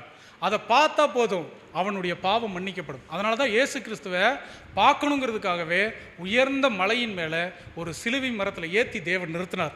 அவரை பாருங்க, அவரை பார்த்தீங்கன்னா நீங்கள் பிழைச்சிருவீங்க. அவரை பார்த்தீங்கன்னா சாத்தானுடைய அந்த பாவ வஞ்சனைக்கிட்ட உங்களால் வெளியே வர முடியும்னு சொல்லி தேவன் அந்த சிலுவை மரத்தில் இயேசு கிறிஸ்துவை ஏற்றினார். அதுதான் நம்ம அந்த இடத்துல இருந்து படிக்கிறோம். இதெல்லாம் எதை நிமித்தம் வந்தது அப்படின்னு கேட்டிங்கன்னா, அந்த பாவத்தை நிமித்தம் வந்தது, நியாயப்பிரமாணத்தை நிமித்தம் வந்தது. ஸோ நியாயப்பிரமாணம் எதுக்கு தேவன் கொடுத்தார்? வாசிங்க, ரோமர் 8ஆம் அதிகாரம் 3வது வசனம். அது எப்படி எனில், மாமிசத்தினாலே பலவீனமாய் இருந்த நியாயப்பிரமாணம் செய்யக்கூடாததை தேவனே செய்யும்படிக்கு தம்முடைய குமாரனை பாவ மாமிசத்தின் சாயலாகவும் பாவத்தை போக்கும் பலியாகவும் அனுப்பி மாமிசத்திலே பாவத்தை ஆக்கினிக்குள்ளாக தீர்த்தார். மாம்சத்திலே பாவத்தை ஆக்கினிக்குள்ளாக அவர் தீர்த்தார். மாம்சத்திலிருந்து பாவத்தை இந்த உலகத்திலிருந்து எடுக்கணும். ஆவிக்குள்ளிருந்து பாவத்தை நீக்கிறது இல்லை, மாம்சத்துக்குள்ளிருந்து பாவத்தை நீக்கணுங்கிறதுக்காகவே இயேசு கிறிஸ்து இறங்கி வந்தார். பாருங்க, வாசிக்கலாம். 1 தீமோத்தேயு 1ஆம் அதிகாரம் 8வது வசனம். ஒருவன் நியாயப்பிரமாணத்தை நியாயப்படி அனுசரித்தால் நியாயப்பிரமாணம் நல்லதென்று அறிந்திருக்கிறோம். நல்லது. அடுத்த வசனம். எங்களுக்கு தெரிந்திருக்கிறபடி நியாயப்பிரமாணம் நீதிமானுக்கு விதிக்கப்படாமல் அக்கிரமக்காரருக்கும் அடங்காதவர்களுக்கும் பக்தி இல்லாதவர்களுக்கும் பாவிகளுக்கும் அசுத்தருக்கும் சீர்கெட்டவர்களுக்கும் தாய் தகப்பன்மாரை அடிக்கிறவர்களுக்கும் கொலை பாதகருக்கும் வேசிக்கள்ளருக்கும் ஆண் புணர்ச்சிக்காரருக்கும் மனுஷரை திருடுகிறவர்களுக்கும் பொய்யருக்கும் பொய்யான இடுகிறவர்களுக்கும் நித்தியானந்த தேவனுடைய மகிமையான சுவிசேஷத்தின்படி எனக்கு ஒப்புவிக்கப்பட்டிருக்கிற ஆரோக்கியமான உபதேசத்திற்கு எதிரடையாய் இருக்கிற மற்றெந்த செய்கைக்கும் விரோதமாய் விதிக்கப்பட்டிருக்கிறது. அப்போ நியாயப்பிரமாணம் எதுக்கு கொடுக்கப்பட்டிருக்கு அப்படிங்கிறது இங்கே ஒரு தெளிவான விளக்கத்தை பவுல் தீமோத்தேயுக்கு சொல்லும்போது சொல்கிறார். எதுக்காக நியாயப்பிரமாணம் கொடுக்கப்பட்டுச்சு அப்படின்னா, அது நல்லவங்களுக்காக கொடுக்கப்படலை, தீமையான மனிதர்களுக்காக கொடுக்கப்பட்டுச்சு. தீமையான மனிதர்களுக்காக கொடுக்கப்பட்டுச்சு. இன்றைக்கி பைபிள் நம்ம கையில் கொடுக்கப்பட்டிருக்கு இல்லையா? நல்லவங்களுக்கு கொடுக்கப்பட்டிருக்கா, தீமையான மனிதர்களுக்கு கொடுக்கப்பட்டிருக்குங்களா? நல்லவங்களாக இருந்திருந்தால் நமக்கு பைபிள் தேவையில்லை. கரெக்டுங்களா? நம்மளாம் நல்லவங்க இல்லை, நம்மளாம் பலவீனமானவர்கள், நம்மளாம் பாவிகள் உணரணுங்கிறதுக்காக தான் தேவன் நம்முடைய கையில் வேதத்தை கொடுத்துருக்கிறார். நல்லவங்களுக்கு கொடுக்கல. யாருக்கு மருந்து தேவை? வியாதி உள்ளவனுக்கு தான் மருந்து தேவை. ஒருத்தருக்கு வியாதியே இல்லைன்னா அவனுக்கு மருந்து தேவையா? தேவையே இல்லை. அப்போ நம்ம தான் வியாதி. அப்போ நம்மளுக்குள்ள ஒரு வியாதி இருக்குங்கிறத நம்ம உணரணும்ல. எனக்கு சுகர் இருக்குங்கிறத நான் உணர்ந்தாதான் சுகருக்கு நான் மாத்திரை எடுத்துக்க முடியும். எனக்கு சுகர் இல்லைப்பா, பிளட் டெஸ்ட் எடுத்தால் அது பாட்டுக்கு ஏதோ ஒன்று அது தப்பாக தான் காட்டுது, நான் மாத்திரை எடுத்துக்க மாட்டேன்னு இருந்தால் என்ன ஆகுங்க? ஒரு நாள் ஹார்ட் அட்டாக் சாக வேண்டியது தான். கரெக்டுங்களா? அப்போ சுகர் இருக்குது அப்படின்னு தெரிஞ்சிருச்சுன்னா நம்ம என்ன பண்ணியாகணும்? ஒரு மாத்திரை போட்டாகணும் இல்லையா? அப்படின்னா நியாயப்பிரமாணம் என்ன சொல்ல வருது அப்படின்னு கேட்டிங்கன்னா, நம்மளாம் பாவிகள்ங்கிறத உணர்த்துது, நம்மளாம் குறையுள்ளவர்கள்ங்கிறத உணர்த்துது. அதை பார்க்கும்போது ஆமாம், நான் பலவீனமானவன் தான், நான் குறைவுள்ள மனிதன் தான் நம்ம சொன்னாதான் அதுலேருந்து வெளியே வர முடியும். அதுக்கு மாத்திரை கிடைக்கும், நமக்கு ரெமெடி கிடைக்கும். இல்லை நான் நல்லவன் அப்படிங்கிற அந்த பெருமையோடு நின்றுட்டு இருந்தோன்னா நமக்கு அந்த மாத்திரை தேவையில்லை. ஸோ அதனால தாங்க தேவன் நம்முடைய கையில் வேதம் கொடுக்குறாரு. அதுக்காக தான் இவ்வளோ சத்தியங்கள் கொடுக்குறாரு. எதுக்காக இவ்வளோ சத்தியங்கள் கொடுக்குறாரு அப்படின்னு கேட்டிங்கன்னா, நம்ம அதிலிருந்து வெளியே வரணும்னு அவர் கொடுக்கக்கூடிய ஒரு மருந்து தான் இந்த தேவனுடைய வார்த்தைகள். அந்த மருந்து நமக்கு தேவை. இந்த மருந்து நமக்கு வேணுமா வேண்டாமா? வேணும். அப்படின்னா நான் பாவிங்கிறத நம்ம என்ன பண்ணி ஆகணுங்க? உணர்ந்து தான் ஆகணும். உணர்ந்தால் தான் நம்ம இங்கே உட்கார முடியும். இல்லை நான் நல்லவன், என்கிட்ட எந்த குறையும் இல்லைன்னா நம்ம இங்கே உட்கார வேண்டிய அவசியம் இல்லை. நம்ம இந்நேரம் வீட்டில் உட்காந்து என்ன பண்ணிகிட்டு இருந்திருப்போங்க? புதுசாக ஏதாவது படம் பார்த்துட்டு போட்டிருப்பாங்க டிவியில், அதை உட்காந்து பார்த்துக்கிட்டு இருந்திருப்போம். ஆனால் அதையெல்லாம் விட்டுட்டு நம்ம இங்கே உட்காரதுக்கான காரணம் என்ன அப்படின்னு சொல்லி கேட்டிங்கன்னா, நம்ம பாவி நம்ம உணர்ந்ததுனால தான். நம்ம உணர்ந்ததுனால தான் நம்ம இங்கே உட்காந்துக்கிட்டு இருக்கோம் இல்லையா? ஸோ அதை தான் அந்த வசனங்கள் தெளிவாக சொல்லுது. நியாயப்பிரமாணங்கிறது நல்லவங்களுக்கு கொடுக்கப்படல, கெட்டவங்களுக்கு கொடுக்கப்பட்டுச்சு. அதே மாதிரி தான் நாமளும் கெட்டவங்க, நம்மளாம் பாவிகளுங்கிற அந்த உணர்வு நமக்கு இருக்கணும். இதை உணர்த்தணுங்கிறதுக்காக தான் நியாயப்பிரமாணம் கொடுக்கப்பட்டுச்சு. ஸோ இப்போ நம்ம உணர்ந்துட்டோம் இல்லைங்களா? அப்போ நியாயப்பிரமாணம் நம்ம தண்டிச்சிடக்கூடாதுங்கிறதுக்காக அந்த கட்டளைகளை எல்லாம் அவரே நிறைவேற்றி முடித்து அதை கொண்டு போய் சிலுவையில் வச்சு ஆணி அடித்து, நீ கட்டளையை நிறைவேற்றணுன்ற அவசியம் இல்லை, உனக்காக நான் அத்தனை கட்டளைகளை நான் நிறைவேற்றி முடிச்சிட்டேன், நீ கீழ்ப்படிஞ்சிரு, நான் சொல்கிற வார்த்தையை கேட்டு அதன்படி நடும். வேறு எதையுமே தேவன் நம்மக்கிட்ட எதிர்பார்க்கறது இல்லை. கிறிஸ்துடைய வழியில் நடந்தால் மட்டும் போதும். கிறிஸ்து காட்டுற அந்த வழியில் நடந்தாலே நம்மளை தேவன், கிறிஸ்து சரியான பாதையில் நடத்தி கொண்டு போய் சேர்த்துருவார்.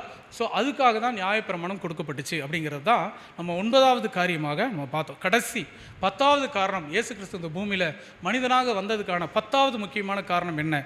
வாசிக்கலாம். எபிரேயருக்கு எழுதின நிருபம் 5ஆம் அதிகாரம் 7வது வசனம்.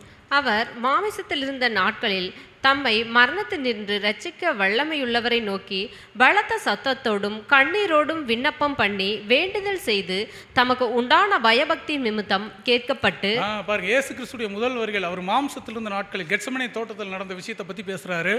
அவர் பலத்த சத்தத்தோடும் கண்ணீரோடும், அதாவது விண்ணப்பம் பண்ணி வேண்டுதல் செய்து தமக்கு உண்டான பயபக்தி நிமித்தம் கேட்கப்பட்டு, அவர் வாசிங்க, அவர் குமாரனாய் இருந்தும் பட்ட பாடுகளினாலே கீழ்ப்படுதலை கற்றுக்கொண்டு.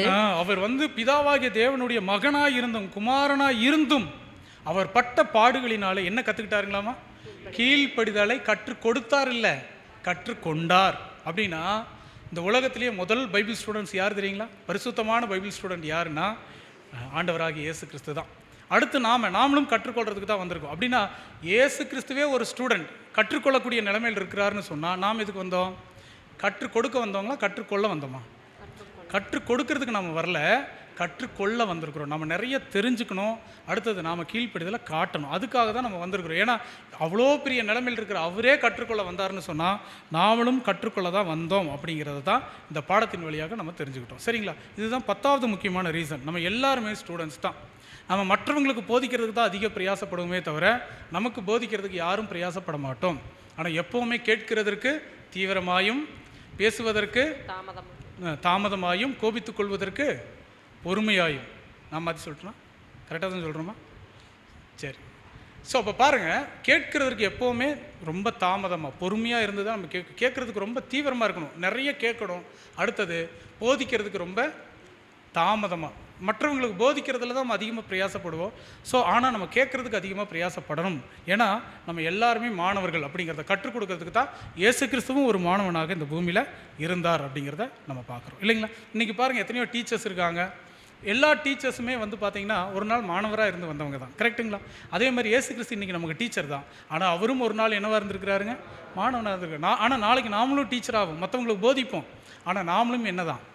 ஒரு ஸ்டூடெண்ட்டாக இருந்து, ஒரு மாணவனாக இருந்து தான் போகிறோம் அப்படிங்கிறத நம்ம என்றைக்கும் மறந்துடக்கூடாது அப்படிங்கிறது தான் இதுலேருந்து நம்ம பார்க்குறோம், இல்லைங்களா? ஒரு வசனம் வாசிக்கலாம். லூக்கா 24ஆம் அதிகாரம் 44ஆம் வசனம். அவர்களை நோக்கி, மோசேயின் நியாயப்பிரமாணத்தினாலும் தீர்க்கதரிசிகளின் ஆகமங்களிலும் சங்கீதங்களிலும் என்னை குறித்து எழுதியிருக்கிறவைகள் எல்லாம் நிறைவேற வேண்டியதென்று நான் உங்களோடு இருந்தபோது உங்களுக்கு சொல்லிக் கொண்டு வந்த விஷயங்கள் இவைகளே என்றார். இயேசு கிறிஸ்து பாருங்க, தன்னுடைய சீஷர்களை பார்த்து சொல்றாரு, பாருங்க, மோசேயின் நியாயப்பிரமாணம் ஃபுல்லாக என்னை பற்றி தான் எழுதியிருக்கு, தீர்க்க தரிசன ஆகமங்கள் பூரா என்னை பற்றி தான் எழுதியிருக்கு, சங்கீதங்கள்லையும் என்னை பற்றி தான் எழுதியிருக்கு, எல்லா புஸ்தகங்களும் பழைய ஏற்பாடு முழுவதும் என்னை பற்றி தான் எழுதியிருக்குன்னு சொல்லி ஆண்டவர் அங்கே சொல்கிறார். இதெல்லாம் நிறைவேறி முடியணும் அப்படின்னு சொல்லி சொல்கிறார், இல்லையா? அப்படின்னா இயேசு கிறிஸ்துவை பற்றி தான் பைபிள் முழுவதும் இருக்குங்களா? தேவன் இயேசு கிறிஸ்துவுக்காக தாங்க எல்லாத்தையுமே படைச்சு வச்சிருக்கிறார். இயேசு கிறிஸ்துவ மையமாக வச்சு தான் எல்லா புஸ்தகங்களையும் எழுதியிருக்கிறார். உதாரணத்துக்கு சொல்கிறேனே, தீர்க்க தரிசன ஆகம், மோசேயின் நியாயப்பிரமாணம், இதில் யார் இருக்கிறது? இயேசு கிறிஸ்து பற்றி சொல்லப்பட்டிருக்கு. நியாயப்பிரமாணம் எத்தனை புஸ்தகம் இருக்குது? ஆதியாகும், யாத்ராகும், லேவியராகும், என்னாகும், உபாகும், 5 ஆகமங்கள் இருக்கு, இல்லைங்களா? இதுதான் மோசேயினுடைய இது நியாயப்பிரமாணம். இந்த நியாயப்பிரமாணம் முழுவதும் யாரை பற்றி தான் எழுதியிருக்குன்னா இயேசு கிறிஸ்து பற்றி தான் எழுதியிருக்கு. ஆதியாகம் எடுத்துக்கோங்களேன், மோசே எழுதின புஸ்தகம் தான் அந்த 5, ஆதியாகம், யாத்ராகம், லேவியராகும், என்னாகமும், உபாகமும். இந்த மோசேயினுடைய புஸ்தகத்தில் ஃபுல்லாக யாரை பற்றி தான் எழுதியிருக்குன்னா இயேசு கிறிஸ்து பற்றி தான். ஆதியாகமத்தில் முதல் அதிகாரத்தில் யாரை பற்றி எழுதியிருக்கு? முதல் அதிகாரம் இல்லை, 2ஆம் அதிகாரம்.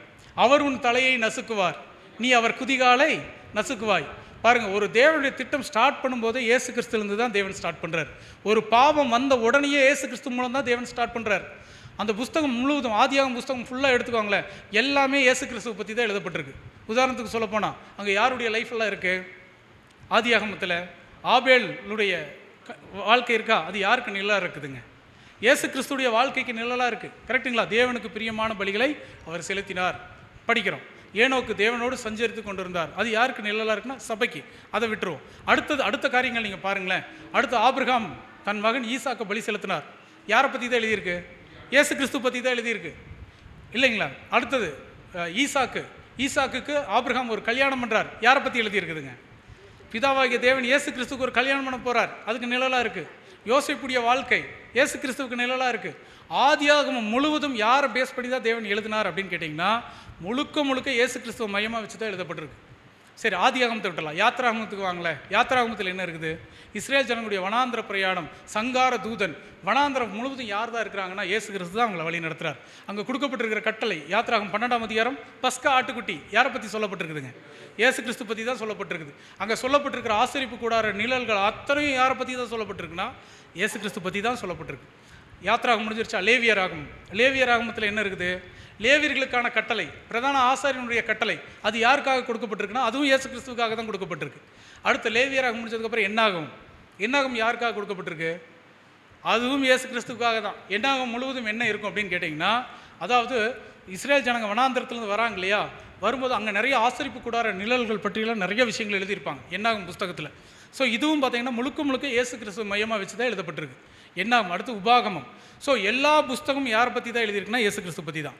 அதேமாதிரி பாருங்கள், தீர்க்க தரிசன புஸ்தகங்கள், தீர்க்கதரிசிகள், எந்த தீர்க்க தரிசன புஸ்தகம் நீங்கள் எடுத்துக்கிட்டாலும் எல்லா தீர்க்க தரிசனத்திலையும் இயேசு கிறிஸ்துவ மையமாக வச்சு தான் எழுதியிருக்காங்க. தேவன் அப்படி தான் எழுதி வச்சிருக்கிறார். உதாரணத்துக்கு பாருங்கள், வாசிக்கலாம். பேதுரு 1 பேதுரு 1:8 அவரை நீங்கள் காணாமல் இருந்தும் அவரிடத்தில் அன்பு கூறுகிறீர்கள், இப்பொழுது அவரை தரிசியாமல் இருந்தும் அவரிடத்தில் விசுவாசம் வைத்து சொல்லி முடியாததும் மகிமையால் நிறைந்ததுமாய் இருக்கிற சந்தோஷம் உள்ளவர்களாய் களி கூர்ந்து அடுத்த வசனம், உங்கள் விசுவாசத்தின் பலனாகிய ஆத்தும ரட்சிப்பை அடைகிறீர்கள். உங்களுக்கு உண்டான கிருபையை குறித்து தீர்க்க தரிசனம் சொன்ன தீர்க்க தரிசிகள் அந்த ரட்சிப்பை குறித்து கருத்தாய் ஆராய்ந்து பரிசோதனை பண்ணினார்கள். சபை பற்றி சொல்லும்போது பாருங்க, இயேசு கிறிஸ்து மூலமாய் கிடைக்க போற ஆசீர்வாதத்தை பெற்றுக்கொள்ளக்கூடிய அந்த சபைக்கு கிடைக்க போற ஆசீர்வாதத்தை பழைய ஏற்பாடு கால தீர்க்கதரிசிகள் எழுதினாங்க. இது என்ன தேவன் சொல்ல வராருன்னு அவங்களுக்கு புரியல. ஆனால் கருத்தாய் பரிசோதனை பண்ணி ஆராய்ந்தாங்களாம் பழைய ஏற்பாட்டு காலத்தில் தீர்க்கதரிசிகள். அவங்களுக்கெல்லாம் தேவன் வெளிப்படுத்தினாருங்களா? தேவன் வெளிப்படுத்தலை பாருங்க. ஆனால் தீர்க்கதரிசிகள் முழுவதும் நம்மை குறித்தும் நம்முடைய ஆண்டவராகிய இயேசு கிறிஸ்துவை குறித்து தான் சொல்லியிருக்கிறாங்க. அதுதான் நம்ம படிக்கிறோம். வாசிங்க, ஏசாயா 53:3. அவர் அசட்டை பண்ணப்பட்டவரும், ஏசாயா தீர்க்கதரிசி இயேசு கிறிஸ்து பற்றி எழுதுறார். அவர் அசட்டை பண்ணப்பட்டவரும், மனுஷரால் புறக்கணிக்கப்பட்டவரும், துக்கம் நிறைந்தவரும், பாடு அனுபவித்தருமாயிருந்தார். அவரை விட்டு நம்முடைய முகங்களை மறைத்து கொண்டோம். அவர் அசட்டை பண்ணப்பட்டிருந்தார், அவரை எண்ணாமற் போனோம். பாருங்க, தீர்க்க தரிசனங்கள் தெளிவாக சொல்லுது. இயேசு கிறிஸ்து அசட்டை பண்ணப்பட்டிருந்தார். அவருடைய நிலைமை பற்றி எல்லா தீர்க்க தரிசனங்களும் கிறிஸ்துவ மையமாக வச்சு தான் எழுதப்பட்டிருக்கு. அடுத்த வசனம் பாருங்க, மெய்யாகவே அவர் நம்முடைய பாடுகளை ஏற்றுக்கொண்டு நம்முடைய துக்கங்களை எல்லாம் சுமந்தார். நாமோ அவர் தேவனால் அடிபட்டு வாதிக்கப்பட்டவர் என்று சிறுமைப்பட்டவர் என்று எண்ணினோம். பார்த்தீங்களா, எல்லா ஜனங்க அப்படி நினைச்சாங்க. ஸோ அப்போ பாருங்க, பழைய ஏற்பாட்டு காலத்தில் இருக்கிற தீர்க்க தரிசிகளும் இயேசு கிறிஸ்துவை பேஸ் பண்ணி தான் தீர்க்க தரிசனங்கள் எழுதினாங்க. அது மாத்திரம் இல்லை, பாருங்க, வாசிக்கலாம். மத்தேயு 13:17 அனைத்து தீர்க்கதரிசிகளும் நீதிமான்களும் நீங்கள் காண்கிறவர்களை காணவும் நீங்கள் கேட்கிறவர்களை கேட்கவும் விரும்பியும் காணாமலும் கேளாமலும் போனார்கள் என்று மெய்யாகவே உங்களுக்கு சொல்லுகிறேன். மெய்யாகவே நான் உங்களுக்கு சொல்லுகிறேன் சொல்றாரு. மெய்யாகவே உங்களுக்கு சொல்றேன். நீங்க பார்த்த விஷயத்தெல்லாம் முன்னாடி இருந்த முற்பிதாக்களுக்கு கிடைக்கல. ஸோ அது உங்களுக்கு தான் கிடச்சிருக்குன்னு சொல்லி இயேசு கிறிஸ்து முதல் வருகையிலேயே சொல்கிறார். இப்போ பாருங்கள், எல்லாவற்றையும் பழைய ஏற்பாடு முழுவதும், பழைய ஏற்பாட்டில் 39 புஸ்தகங்கள் இருக்குது. எல்லாமே இயேசு கிறிஸ்துவ மையமாக வச்சு தான் எழுதப்பட்டிருக்கு. நம்ம பைபிள் எடுத்து படித்தோன்னா ரொம்ப தெளிவாக தெரியும். இயேசு கிறிஸ்துவ சென்டராக வச்சு தான், அவர் தான் மைய கருவாக இருப்பார். எல்லா புஸ்தகத்துக்கும் மைய கரு இயேசு கிறிஸ்துவாக தான் இருக்கும். தேவன் அப்படி தாங்க இயேசு கிறிஸ்துவை அவர் மகிமைப்படுத்தி இருக்கிறார் பழைய ஏற்பாடு முழுவதும். ஸோ அதை தான் இதுலேருந்து நம்ம படிக்கிறோம். அது மாத்திரம் இல்லை, ஆகமங்கள் நம்ம படித்தோம் இல்லைங்களா? ஆதியாகம், யாத்திராகம், லேவியராகம், என்ன ஆகும் பாருங்கள். ஆதியாகம் முழுவதும் அவரை பற்றி தான் சொல்லப்பட்டிருக்கு. யாத்திராகம் முழுவதும் அவர் தான். லேவியராகம் முழுவதும் அவர் தான். எண்ணாகமம் முழுவதும் அவர் தான், இல்லைங்களா? ஸோ பாருங்கள், அடுத்தது உபாகமம், எல்லாம் அந்த கட்டளைகள், நியாயப்பிரமாணம், மோசே, ஸோ எல்லாமே யாரை பற்றி தான் எழுதப்பட்டிருக்குன்னு நம்முடைய ஆண்டவராகிய இயேசு கிறிஸ்துவை பற்றி தான் எழுதப்பட்டிருக்கு. அது மாத்திரம் இல்லை, சங்கீதங்களையும் நம்முடைய ஆண்டவராகிய இயேசு கிறிஸ்துவை பற்றி தான் சொல்லப்பட்டிருக்கு. உதாரணத்துக்கு சொல்லப்போனால் 2ஆம் சங்கீதம் 22, 23, 69, 40, 35, 18, 41, 46. ஸோ இந்த மாதிரி பாருங்கள், எல்லா சங்கீதங்களையும் யாரை பற்றி தான் சொல்லியிருக்காங்கன்னா நம்முடைய ஆண்டவராகிய இயேசு கிறிஸ்துவை பற்றி சொல்லப்பட்ட தீர்க்க தரிசனங்கள் தான் இருக்கும். இன்னும் நிறையா இருக்குது, சங்கீத புஸ்தகங்களையும் நிறையா இருக்குது கிறிஸ்துவை பற்றி சொல்லப்பட்ட விஷயங்கள். ஸோ அதனால தான் வசனம் வாசிங்க. 1 பேதுரு 1:12. தங்கள் நிமித்தமல்ல நமது நிமித்தமே இவைகளை தெரிவித்தார்கள் என்று அவர்களுக்கு வெளியாக்கப்பட்டது. பரலோகத்திலிருந்து அனுப்பப்பட்ட பரிசுத்த ஆவியினாலே உங்களுக்கு சுவிசேஷத்தை பிரசங்கித்தவர்களை கொண்டு இவைகள் இப்பொழுது உங்களுக்கு அறிவிக்கப்பட்டு வருகிறது. இவைகளை உற்று பார்க்க தேவதூதரும் ஆசையாய் இருக்கிறார்கள். நாம் இன்னைக்கு கேட்டுட்டு இருக்கிற சத்தியங்களும் நாம பார்த்துக்கிட்டு இருக்கிற இந்த உபதேசத்தை தெரிஞ்சுக்கணும்னு யார் ஆசைப்பட்டாங்களாமா? வானத்தில் இருக்கிற தேவதூதர்கள் கூட ஆசைப்பட்டாங்க. அவங்களுக்கு கூட கிடைக்காத ஒரு மகாபெரிய ஆசீர்வாதத்தை தேவன் யாருக்கு தான் கொடுத்துருக்காருங்க? கடைசி காலத்தில் நமக்கு கொடுத்துருக்கிறார். இதுதாங்க நாம் பெற்றுக்கொண்ட இந்த சத்தியத்தினுடைய ஆசீர்வாதம். இயேசு கிறிஸ்து, அவருடைய மரணம், அவருடைய மரணத்தில் இருக்கக்கூடிய ரகசியங்கள், இதெல்லாம் எத்தனை பேருக்கு தெரியாத ஒரு ரகசியம். இன்றைக்கி பெயர் சபையில் இருக்கக்கூடிய கிறிஸ்தவர்கள் இயேசு கிறிஸ்து மேலே அன்பு வைத்ததாக சொல்லி என்னென்னமோ பண்ணிகிட்டு இருக்காங்க. அவங்களுக்கெல்லாம் இதை பற்றின எந்த ஒரு நாலேஜும் கிடையாது. தேவன் அந்த நாலேஜ் நமக்கு தான் கொடுக்குறார். காரணம் என்ன அப்படின்னு கேட்டிங்கன்னா, அவர் நம்ம மேலே வைத்திருக்கக்கூடிய அன்பு. அந்த அன்பு நிமித்தம் மட்டும்தான் இந்த சத்தியங்கள் நமக்கு கிடைக்குது அப்படிங்கிறத நம்ம பார்க்குறோம். அது மாத்திரம் இல்லை, 1, 2, 3 வசனங்கள் வாசி நம்ம பாடத்தை முடிக்கலாம். வாசிங்க, ரோமர் 5:8. அன்றியும் நாம் பெலனற்றவர்களாய் இருக்கும் போதே குறித்த காலத்தில் கிறிஸ்து அக்கிரமக்காரருக்காக மரித்தார். யாருக்காக மரித்தாருங்க? அவர் அக்கிரமக்காரருக்காக மரித்தார். நல்லவங்களுக்காக ஜீவன் கொடுப்போம், நாம் நேசிக்கிறவங்களுக்காக ஜீவன் கொடுப்போம். கரெக்டுங்களா? நம்மளை யாராவது நேசிச்சாங்க, நிறைய பேர் நம்ம கண் கூட பார்க்குறோம், தற்கொலை பண்ணிக்கிட்டவங்களாம் இருக்கிறாங்க இல்லைங்களா? எத்தனையோ பேர் இருக்காங்க. ஆனால் யாராவது நமக்கு துரோகம் பண்ணினவங்களுக்கு ஜீவன் கொடுப்பாங்களா? அக்கிரமம் செய்கிறவங்களுக்கு விரோதமாக அவங்களுக்காக ஜீவன் கொடுப்பாங்களா? யாருமே கொடுக்க மாட்டாங்க. இவர்னால் மட்டும்தான் முடியும். அதனால தான் இவர் எல்லாவற்றிலும் மேலானவர். சொல்கிறார், அவர் குறித்த காலத்தில் யாருக்காக மரித்தார்னா அக்கிரமக்காரருக்காக அவர் மரித்தார். நல்லவங்களுக்காக மரிக்கலைங்க. தேவனுக்கு ஊழியம் செஞ்சவங்களுக்காக அவர் மரிக்கல, தேவனுக்கு கீழ்ப்படிச்சவங்களுக்காக மரிக்கல, அக்கிரமக்காரருக்காக அவர் மரித்தார். அடுத்தது ரோமர் 5:10 நாம் தேவனுக்கு சத்துருக்களாய் இருக்கையில் அவருடைய குமாரனின் மரணத்திலே அவருடனே ஒப்புரவாக்கப்பட்டோமானால் ஒப்புரவாக்கப்பட்ட பின் நாம் அவருடைய ஜீவனாலே ரட்சிக்கப்படுவது அதிக நிச்சயமாமே. இங்க சொல்றாரு பாருங்க, நாம் தேவனுக்கு சத்துருக்களாய் இருக்கையில்.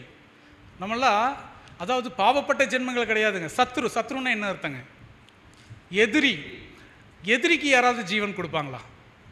எதிரிக்கு யாராவது ஜீவன் கொடுப்பாங்களா? எதிரியை முடிச்சு கட்டுறதுக்கு தான் முயற்சி பண்ணுவாங்க. கரெக்டுங்களா? ஆனால் இவர் மட்டும்தான் பாருங்கள், நாம் தேவனுக்கு சத்துருக்களாக இருக்கையில், தேவனுக்கு எதிரிகளாக இருக்கும்போது நம்முடைய அதாவது நம்மளை மன்னிக்கணுங்கிறதுக்காக நமக்காக அவர் ஜீவன் கொடுத்தார். இதுதாங்க இயேசு கிறிஸ்துவுடைய அன்பு. இந்த அன்புக்கு ஈடும் இணையும் உலகத்தில் எங்கேயுமே இல்லை. அது யாராலையும் கொடுக்க முடியாத ஒரு விஷயத்தை இயேசு கிறிஸ்து நமக்காக காட்டினார். இன்னொரு வசனம் வாசிங்க, எபேசியர் 5:25. புருஷர்களே, உங்கள் மனைவிகளில் அன்பு கூறுங்கள், அப்படியே கிறிஸ்துவும் சபையில் அன்பு கூர்ந்து. கிறிஸ்து சபையிலே அன்பு கூர்ந்து தன்னுடைய மனவாட்டிக்காக தன்னுடைய ஜீவனை கொடுத்திருக்கிறார். தன்னுடைய மனவாட்டிங்கிறது நாம தான், திருச்சபை. நம்முடைய திருச்சபைக்காக தன்னுடைய ஜீவனையே அவர் கொடுத்திருக்கிறார். முதல்ல அக்கிரமக்காரர், அடுத்தது துரோகிகள், அடுத்தது இயேசு கிறிஸ்துவனுடைய சபை. பாருங்க, கிறிஸ்துவின் சபைக்காக அவர் ஜீவன் கொடுக்கிறார். அது மாத்திரம் இல்ல, வாசிங்க மத்தேயு 1:21. அவள் ஒரு குமாரனை பெறுவாள், அவருக்கு இயேசு என்று பெயரிடுவாயாக, ஏனெனில் அவர் தமது ஜனங்களின் பாவங்களை நீக்கி அவர்களை ரட்சிப்பார் என்றான். பாத்தீங்களா? தமது ஜனங்களின் பாவங்களை நீக்கி அவர்களை ரட்சிப்பார். யாருன்னா இஸ்ரேல் ஜனங்கள். இஸ்ரேல் ஜனங்க தான் அவரை மறுதளிச்சாங்க. இஸ்ரேல் ஜனங்க தான் பரபாசை விடுதலை பண்ணும் இயேசுவை சிலுவையில் அடியும்னு சொன்னாங்க. இயேசு கிறிஸ்துவை காட்டி கொடுத்து அவர் ரொம்ப துன்பப்படுத்தினதும் அவங்க தான். அந்த ஜனங்களுக்காகவும் அவர் உயிர் கொடுத்தார். தமது ஜனங்களின் பாவங்களை எல்லாம் நீக்கி, இஸ்ரேல் ஜனங்களுடைய பாவத்தை எல்லாம் நீக்கி அவர்களையும் மன்னித்து ரட்சித்து இருக்கிறார். இது இயேசு கிறிஸ்து. இன்னைக்கு வரைக்கும் இயேசு கிறிஸ்துவை ஏற்றுக்கல, ஆனால் அவர்களுக்கும் இயேசு கிறிஸ்து ஜீவன் கொடுத்துருக்கிறார். அந்த ஜீவன் தான் உன்னதமான ஒரு ஜீவன். எதிரிகள் மேலேயும் காட்டக்கூடிய ஒரு அன்பு. அந்த அன்பை அவர் வெளிப்படுத்தினார் அப்படிங்கிறத நம்ம இதிலேருந்து பார்க்கலாம். அது மாத்திரம் இல்லை, வாசிங்க யோவான் 1:29. மறுநாளிலே யோவான் இயேசுவை தன்னிடத்தில் வர கண்டு, இதோ உலகத்தின் பாவத்தை சுமந்து தீர்க்கிற தேவ ஆட்டுக்குட்டி. கிறிஸ்துக்கு சபைக்காக மட்டும் இல்லை, எதிரிக்காக மட்டும் இல்லை, பாருங்க, இதோ உலகத்தின் பாவத்தை சுமந்து தீர்க்கிற தேவ ஆட்டுக்குட்டி. ஒட்டுமொத்த உலகத்தாருடைய பாவங்களையும் இயேசு கிறிஸ்து தூக்கி சுமந்து அதை இந்த பூமியிலிருந்து எடுத்து போட்ட ஒரு ஆட்டுக்குட்டியாக அவர் இருக்கிறார். ஒட்டுமொத்த மனுக்குலத்துக்காகவும் அவர் ஜீவனை கொடுத்திருக்கிறார் அப்படிங்கிறத இங்கிருந்து நம்ம படிக்கலாம். ஸோ இதுதான் இயேசு கிறிஸ்துவனுடைய ஒரு உன்னதமான அன்புங்க. அவருடைய மரணம் இவ்வளவு காரியங்கள் இருக்குது. இதையெல்லாம் மனசில் வச்சுக்கிட்டு தான் இவ்வளவு மோசமான ஒரு மரணத்தை அவர் தேர்ந்தெடுத்து இந்த கடுமையான பாதையில் அவர் ட்ராவல் பண்ணி ஒரு கடைசி வரைக்கும் தன்னுடைய கடைசி சொட்டு ரத்தமும் வெளியேறி கடைசியில் அவர் ஜீவன் கொடுக்க வேண்டிய ஒரு சூழ்நிலைக்குள்ளே அவர் கடந்து போனார். எல்லாத்துக்கும் ஒரே ஒரு காரணம் தான்.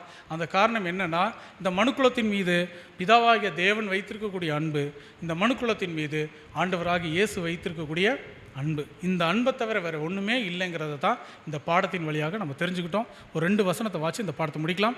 எபிரேயர் 1:2. இந்த கடைசி நாட்களில் குமாரர் மூலமாய் நமக்கு திருவுளம் பற்றினார். பாருங்க, இவ்வளோ பெரிய தியாகத்தை செஞ்ச ஆண்டவருக்கு பிதாவாகிய தேவன் என்ன செய்யறாருன்னு பாருங்க. இந்த கடைசி நாட்களில் குமாரன் மூலமாய் நமக்கு திருவுளம் பற்றினார்.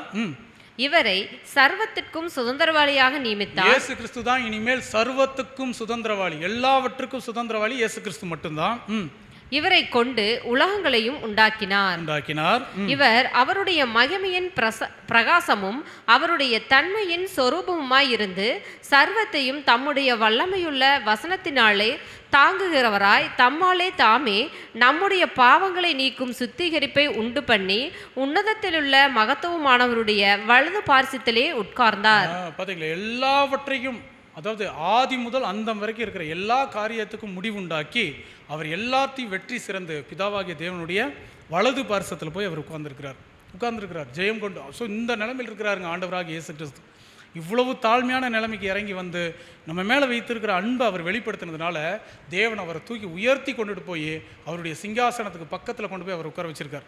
இதுதான் இயேசு கிறிஸ்துவுக்கு தேவன் கொடுத்துருக்கக்கூடிய ஒரு அங்கீகாரம் அதுதான். அது மாத்திரம் இல்லை, ஒரு வசனம் வாசிங்க. இயேசு கிறிஸ்து நமக்கு கொடுக்குற அங்கீகாரம் என்ன? வாசிங்க. வெளிப்படுத்தின விசேஷம் 3ஆம் அதிகாரம் 12வது வசனம். ஜெயம் கொள்ளுகிறவன் எவனோ அவனை என் தேவனுடைய ஆலயத்திலே தூணாக்குவேன், அதன் நின்று அவன் ஒரு காலம் நீங்குவதில்லை. யாரை பத்தி பேசுறாருன்னா நம்மளை பத்தி பேசுறாரு. யாரெல்லாம் உண்மையா ஜெயம் கொண்டு வரீங்களோ உங்களுக்கெல்லாம் வந்து பாருங்க, அதிலிருந்து அவன் ஒரு காலம் நீங்குவதில்லை, என் தேவனுடைய நாமத்தையும் என் தேவனால், வாசிங்க, என் தேவனுடைய நாமத்தையும் என் தேவனால் பரலோகத்திலிருந்து இறங்கியவர் புதிய எருசலேமாகிய என் தேவனுடைய நகரத்தின் நாமத்தையும் என் புதிய நாமத்தையும் அவன் மேல் எழுதுவேன். இங்க ஒரு வார்த்தை சொல்றாருங்க, என்னுடைய புதிய நாமத்தையும் நான் உங்களுக்கு எழுதுவேன் அப்படின்னு சொல்றாரு. அது என்ன புதிய நாமம்? இது இயேசு கிறிஸ்து சொல்லக்கூடிய வார்த்தை. யாரெல்லாம் ஜெயிச்சு வரீங்களோ என்னுடைய புதிய நாமத்தை நான் உங்களுக்கு கொடுப்பேங்கிறார். அது என்ன புதிய நாமம்? இயேசு கிறிஸ்துவுக்கு நிறைய பேர்கள் இருக்கு, 118 பேர்கள் இருக்கு வேதத்தில். ஆனால் இங்கே சொல்றாரு என்னுடைய புதிய நாமம்னு சொல்றாரு இல்லையா? அது என்ன புதிய நாமம்? அது ஏதாவது நம்மளுக்கு தேவன் வெளிப்படுத்தினாரான்னு கேட்டிங்கன்னா வெளிப்படுத்தலை. இயேசு கிறிஸ்துவை நம்மளுக்கு தேவன் எவ்வளவு வெளிப்படுத்தணுமோ அதை மட்டும்தாங்க இது வரைக்கும் வெளிப்படுத்தி இருக்கிறார். என்னுடைய புதிய நாமம்னு சொல்கிறார் இல்லைங்களா? அப்படின்னா நம்ம இயேசு கிறிஸ்துவை பற்றி முழுசாலாம் இன்னும் நம்ம தெரிஞ்சுக்கல. இயேசு கிறிஸ்துவை பற்றி கொஞ்சம் தான் தெரிஞ்சுக்கிட்டோம். இன்னும் அவரை பற்றின நிறைய விஷயங்கள் இருக்குது. நீங்கள் ஜெயம் கொண்டு வந்தால் தான் அதை பற்றி தெரிஞ்சுக்க முடியும். அதுதான் அதோடைய அர்த்தம். நீங்கள் ஜெயிச்சு வாங்க, இன்னும் என்னுடைய மகனுடைய அன்பையும் அவருடைய கீழ்ப்படுதலையும் நான் உங்களுக்கு காட்டுறேன்னு சொல்லி தான் பிதாவாகிய தேவன் இந்த ஒரு வசனத்தை சொல்கிறாரு. அப்படின்னா என்ன அர்த்தம்னா, நாம் நம்முடைய சின்ன மூளையில் ஒரு கிலோ 200 கிராம் இருக்கிற சிந்திக்கக்கூடிய ஒரு மூளையில் எவ்வளவு சிந்திக்க முடியுமோ அந்த அளவுக்கு தான் தேவன் நம்மளுக்கு வெளிப்படுத்தி இருக்கிறார். ஆனால் அவரை பற்றி தெரிஞ்சுக்கணும்னு சொன்னால் நீங்கள் ஆவிக்குரிய சரீரம் எடுத்து வாங்க, உங்களுக்கு இன்னும் நிறைய விஷயங்கள் சொல்லித்தரேன் அப்படின்னு சொல்லி தான் தேவன் அந்த இடத்துல அந்த வார்த்தையில் சொல்கிறார். என்னுடைய புதிய நாமத்தையும் நான் அவர் தருவேன் அப்படின்னு சொல்லி ஆண்டவர் சொல்கிறார். கடைசியாக ஒரு வசனம் வாசி முடிச்சிடலாம். எபிரேயர் 3ஆம் அதிகாரம் 1ஆம் வசனம். இப்படி இருக்க பரம அழைப்புக்கு பங்குள்ளவனாகிய பரிசுத்த சகோதரரே, நாம் அறிக்கை பண்ணுகிற அப்போஸ்தலரும் பிரதான ஆசாரியருமாய் இருக்கிற கிறிஸ்து இயேசுவை கவனித்து பாருங்கள். நாம இன்னைக்கு இயேசு கிறிஸ்துவை எப்படி பார்க்கணும்னு சொல்லி பவுல் அங்கே சொல்றார். என்ன சொல்றாருன்னா, நாம் அறிக்கை பண்ணுகிற அப்போஸ்தலரும் பிரதான ஆசாரியனுமாய் இருக்கிற இயேசு கிறிஸ்துவை கவனித்து பாருங்கள். அப்படின்னா இயேசு கிறிஸ்து நமக்கு 2 முக்கியமான வேலைகளை இங்கே செய்கிறாருங்க. இப்போ நமக்கு செஞ்சுக்கிட்டு இருக்கிறார். என்ன செய்கிறாருங்களாமா? அப்போஸ்தலர்னா என்ன அர்த்தம்? அப்போஸ்தலர்னா அனுப்பப்பட்டவர்னு அர்த்தம். அனுப்பப்பட்டவர்கள் அப்படின்னு அர்த்தம். கரெக்டுங்களா? அப்படின்னு இயேசு கிறிஸ்து யாருங்களாமா? நமக்கு பிதாவாகிய தேவனால் அனுப்பப்பட்டவர் யாருன்னா நம்முடைய ஆண்டவராக இயேசு கிறிஸ்து. எதுக்காக அனுப்பப்பட்டவர்? நம்முடைய பாவங்களுக்காக மரித்து, நம்முடைய அக்கிரமங்களுக்காக அவர் தன்னுடைய ஜீவனை எல்லாம் கொடுத்து ரத்தத்தை சிந்தி நம்மளை மீட்டெடுக்கிறதுக்காக பிதாவாகிய தேவனால் அனுப்பப்பட்டவர் தான் நம்முடைய ஆண்டவராகிய இயேசு கிறிஸ்து. இதை நம்ம உணரணும். 2வது, பிரதான ஆசாரியனுமாய் இருக்கிற அப்படின்னா 2வது முக்கியமான வேலையும் ஆண்டவர் செய்கிறார். அது என்னன்னா, பிரதான ஆசாரியனுடைய வேலை. நம்ம செய்த பாவங்கள், நம்ம செய்து கொண்டு இருக்கிற பாவங்கள் எல்லாவற்றுக்காகவும் பிதா கிட்ட தொடர்ந்து அவர் என்ன செய்கிறார்னா நமக்காக பரிந்து பேசுகிறார். அவர் பரிஞ்சு பேசுகிற ஒரே காரணத்தினால தான் நாம் இன்றைக்கி ரட்சிக்கப்படுறோம், மன்னிக்கப்படுறோம். அப்படிங்கிறதையும் நம்ம என்ன பண்ணிடக்கூடாதுன்னா என்றைக்குமே மறந்துடக்கூடாது. ஆண்டவர் சொல்கிறார் இல்லையா, நானே வழியும் சத்தியமும் ஜீவனுமாக இருக்கிறேன். இயேசு கிறிஸ்து இல்லாமல் ஒருவரும் பிதாவின் இடத்தில் செல்ல முடியாது. இயேசு கிறிஸ்து தான் நமக்கான ஒரு பிரதான ஆசாரியங்கிறத உணர்ந்து, நம்முடைய பாவங்கள், நம்முடைய அக்கிரமங்களை எல்லாம் உணர்ந்து வரக்கூடிய ராபோஜனத்துக்கு முன்னாடியே நம்ம அதையெல்லாம் ரியலைஸ் பண்ணி ஆண்டவராக இயேசு கிறிஸ்து மூலமாக தேவன்கிட்ட மன்னிப்பு கேட்கும்போது நமக்காக இயேசு கிறிஸ்து வந்து பரிந்து பேசி நம்முடைய பாவங்களை எல்லாம் மன்னிக்கிறதுக்கு அவர் தயாராக இருக்கிறார். அவர் மன்னிக்கும் போது நம்ம தைரியமாய் கிருபாசனத்துக்கிட்ட போய் அவருடைய மாம்சத்தையும் அவர் இரத்தத்தையும் உட்கொள்ளும்போது தேவன் நம்ம செய்த எல்லா பாவங்களையும் மன்னித்து நம்மளை மறுபடியும் நீதிமானாக்கிறதுக்கு, பரிசுத்தமாக வாழ்கிறதுக்கு நமக்கு உதவி செய்வார். அப்படிங்கிறது தான் இந்த பாடத்தின் மூலமாக நம்ம தெரிந்து கொண்டோம். இப்படிப்பட்ட சத்தியத்தை வெளிப்படுத்தின பிதாவாகிய தேவனுக்கு நம்முடைய ஆண்டவராகிய இயேசு கிறிஸ்துவின் மூலமாய் நன்றிகளையும் துதி ஸ்தோத்திரங்களையும் ஏறெடுத்துக் கொள்கிறேன். இவ்வளவு நேரம் பொறுமையாக கேட்ட அன்பு சகோதர சகோதரிகள் யாவருக்கும் கிறிஸ்துவுக்குள்ளான அன்பின் வாழ்த்துக்களையும் நன்றிகளையும் தெரிவித்துக் கொள்கிறோம். நன்றி.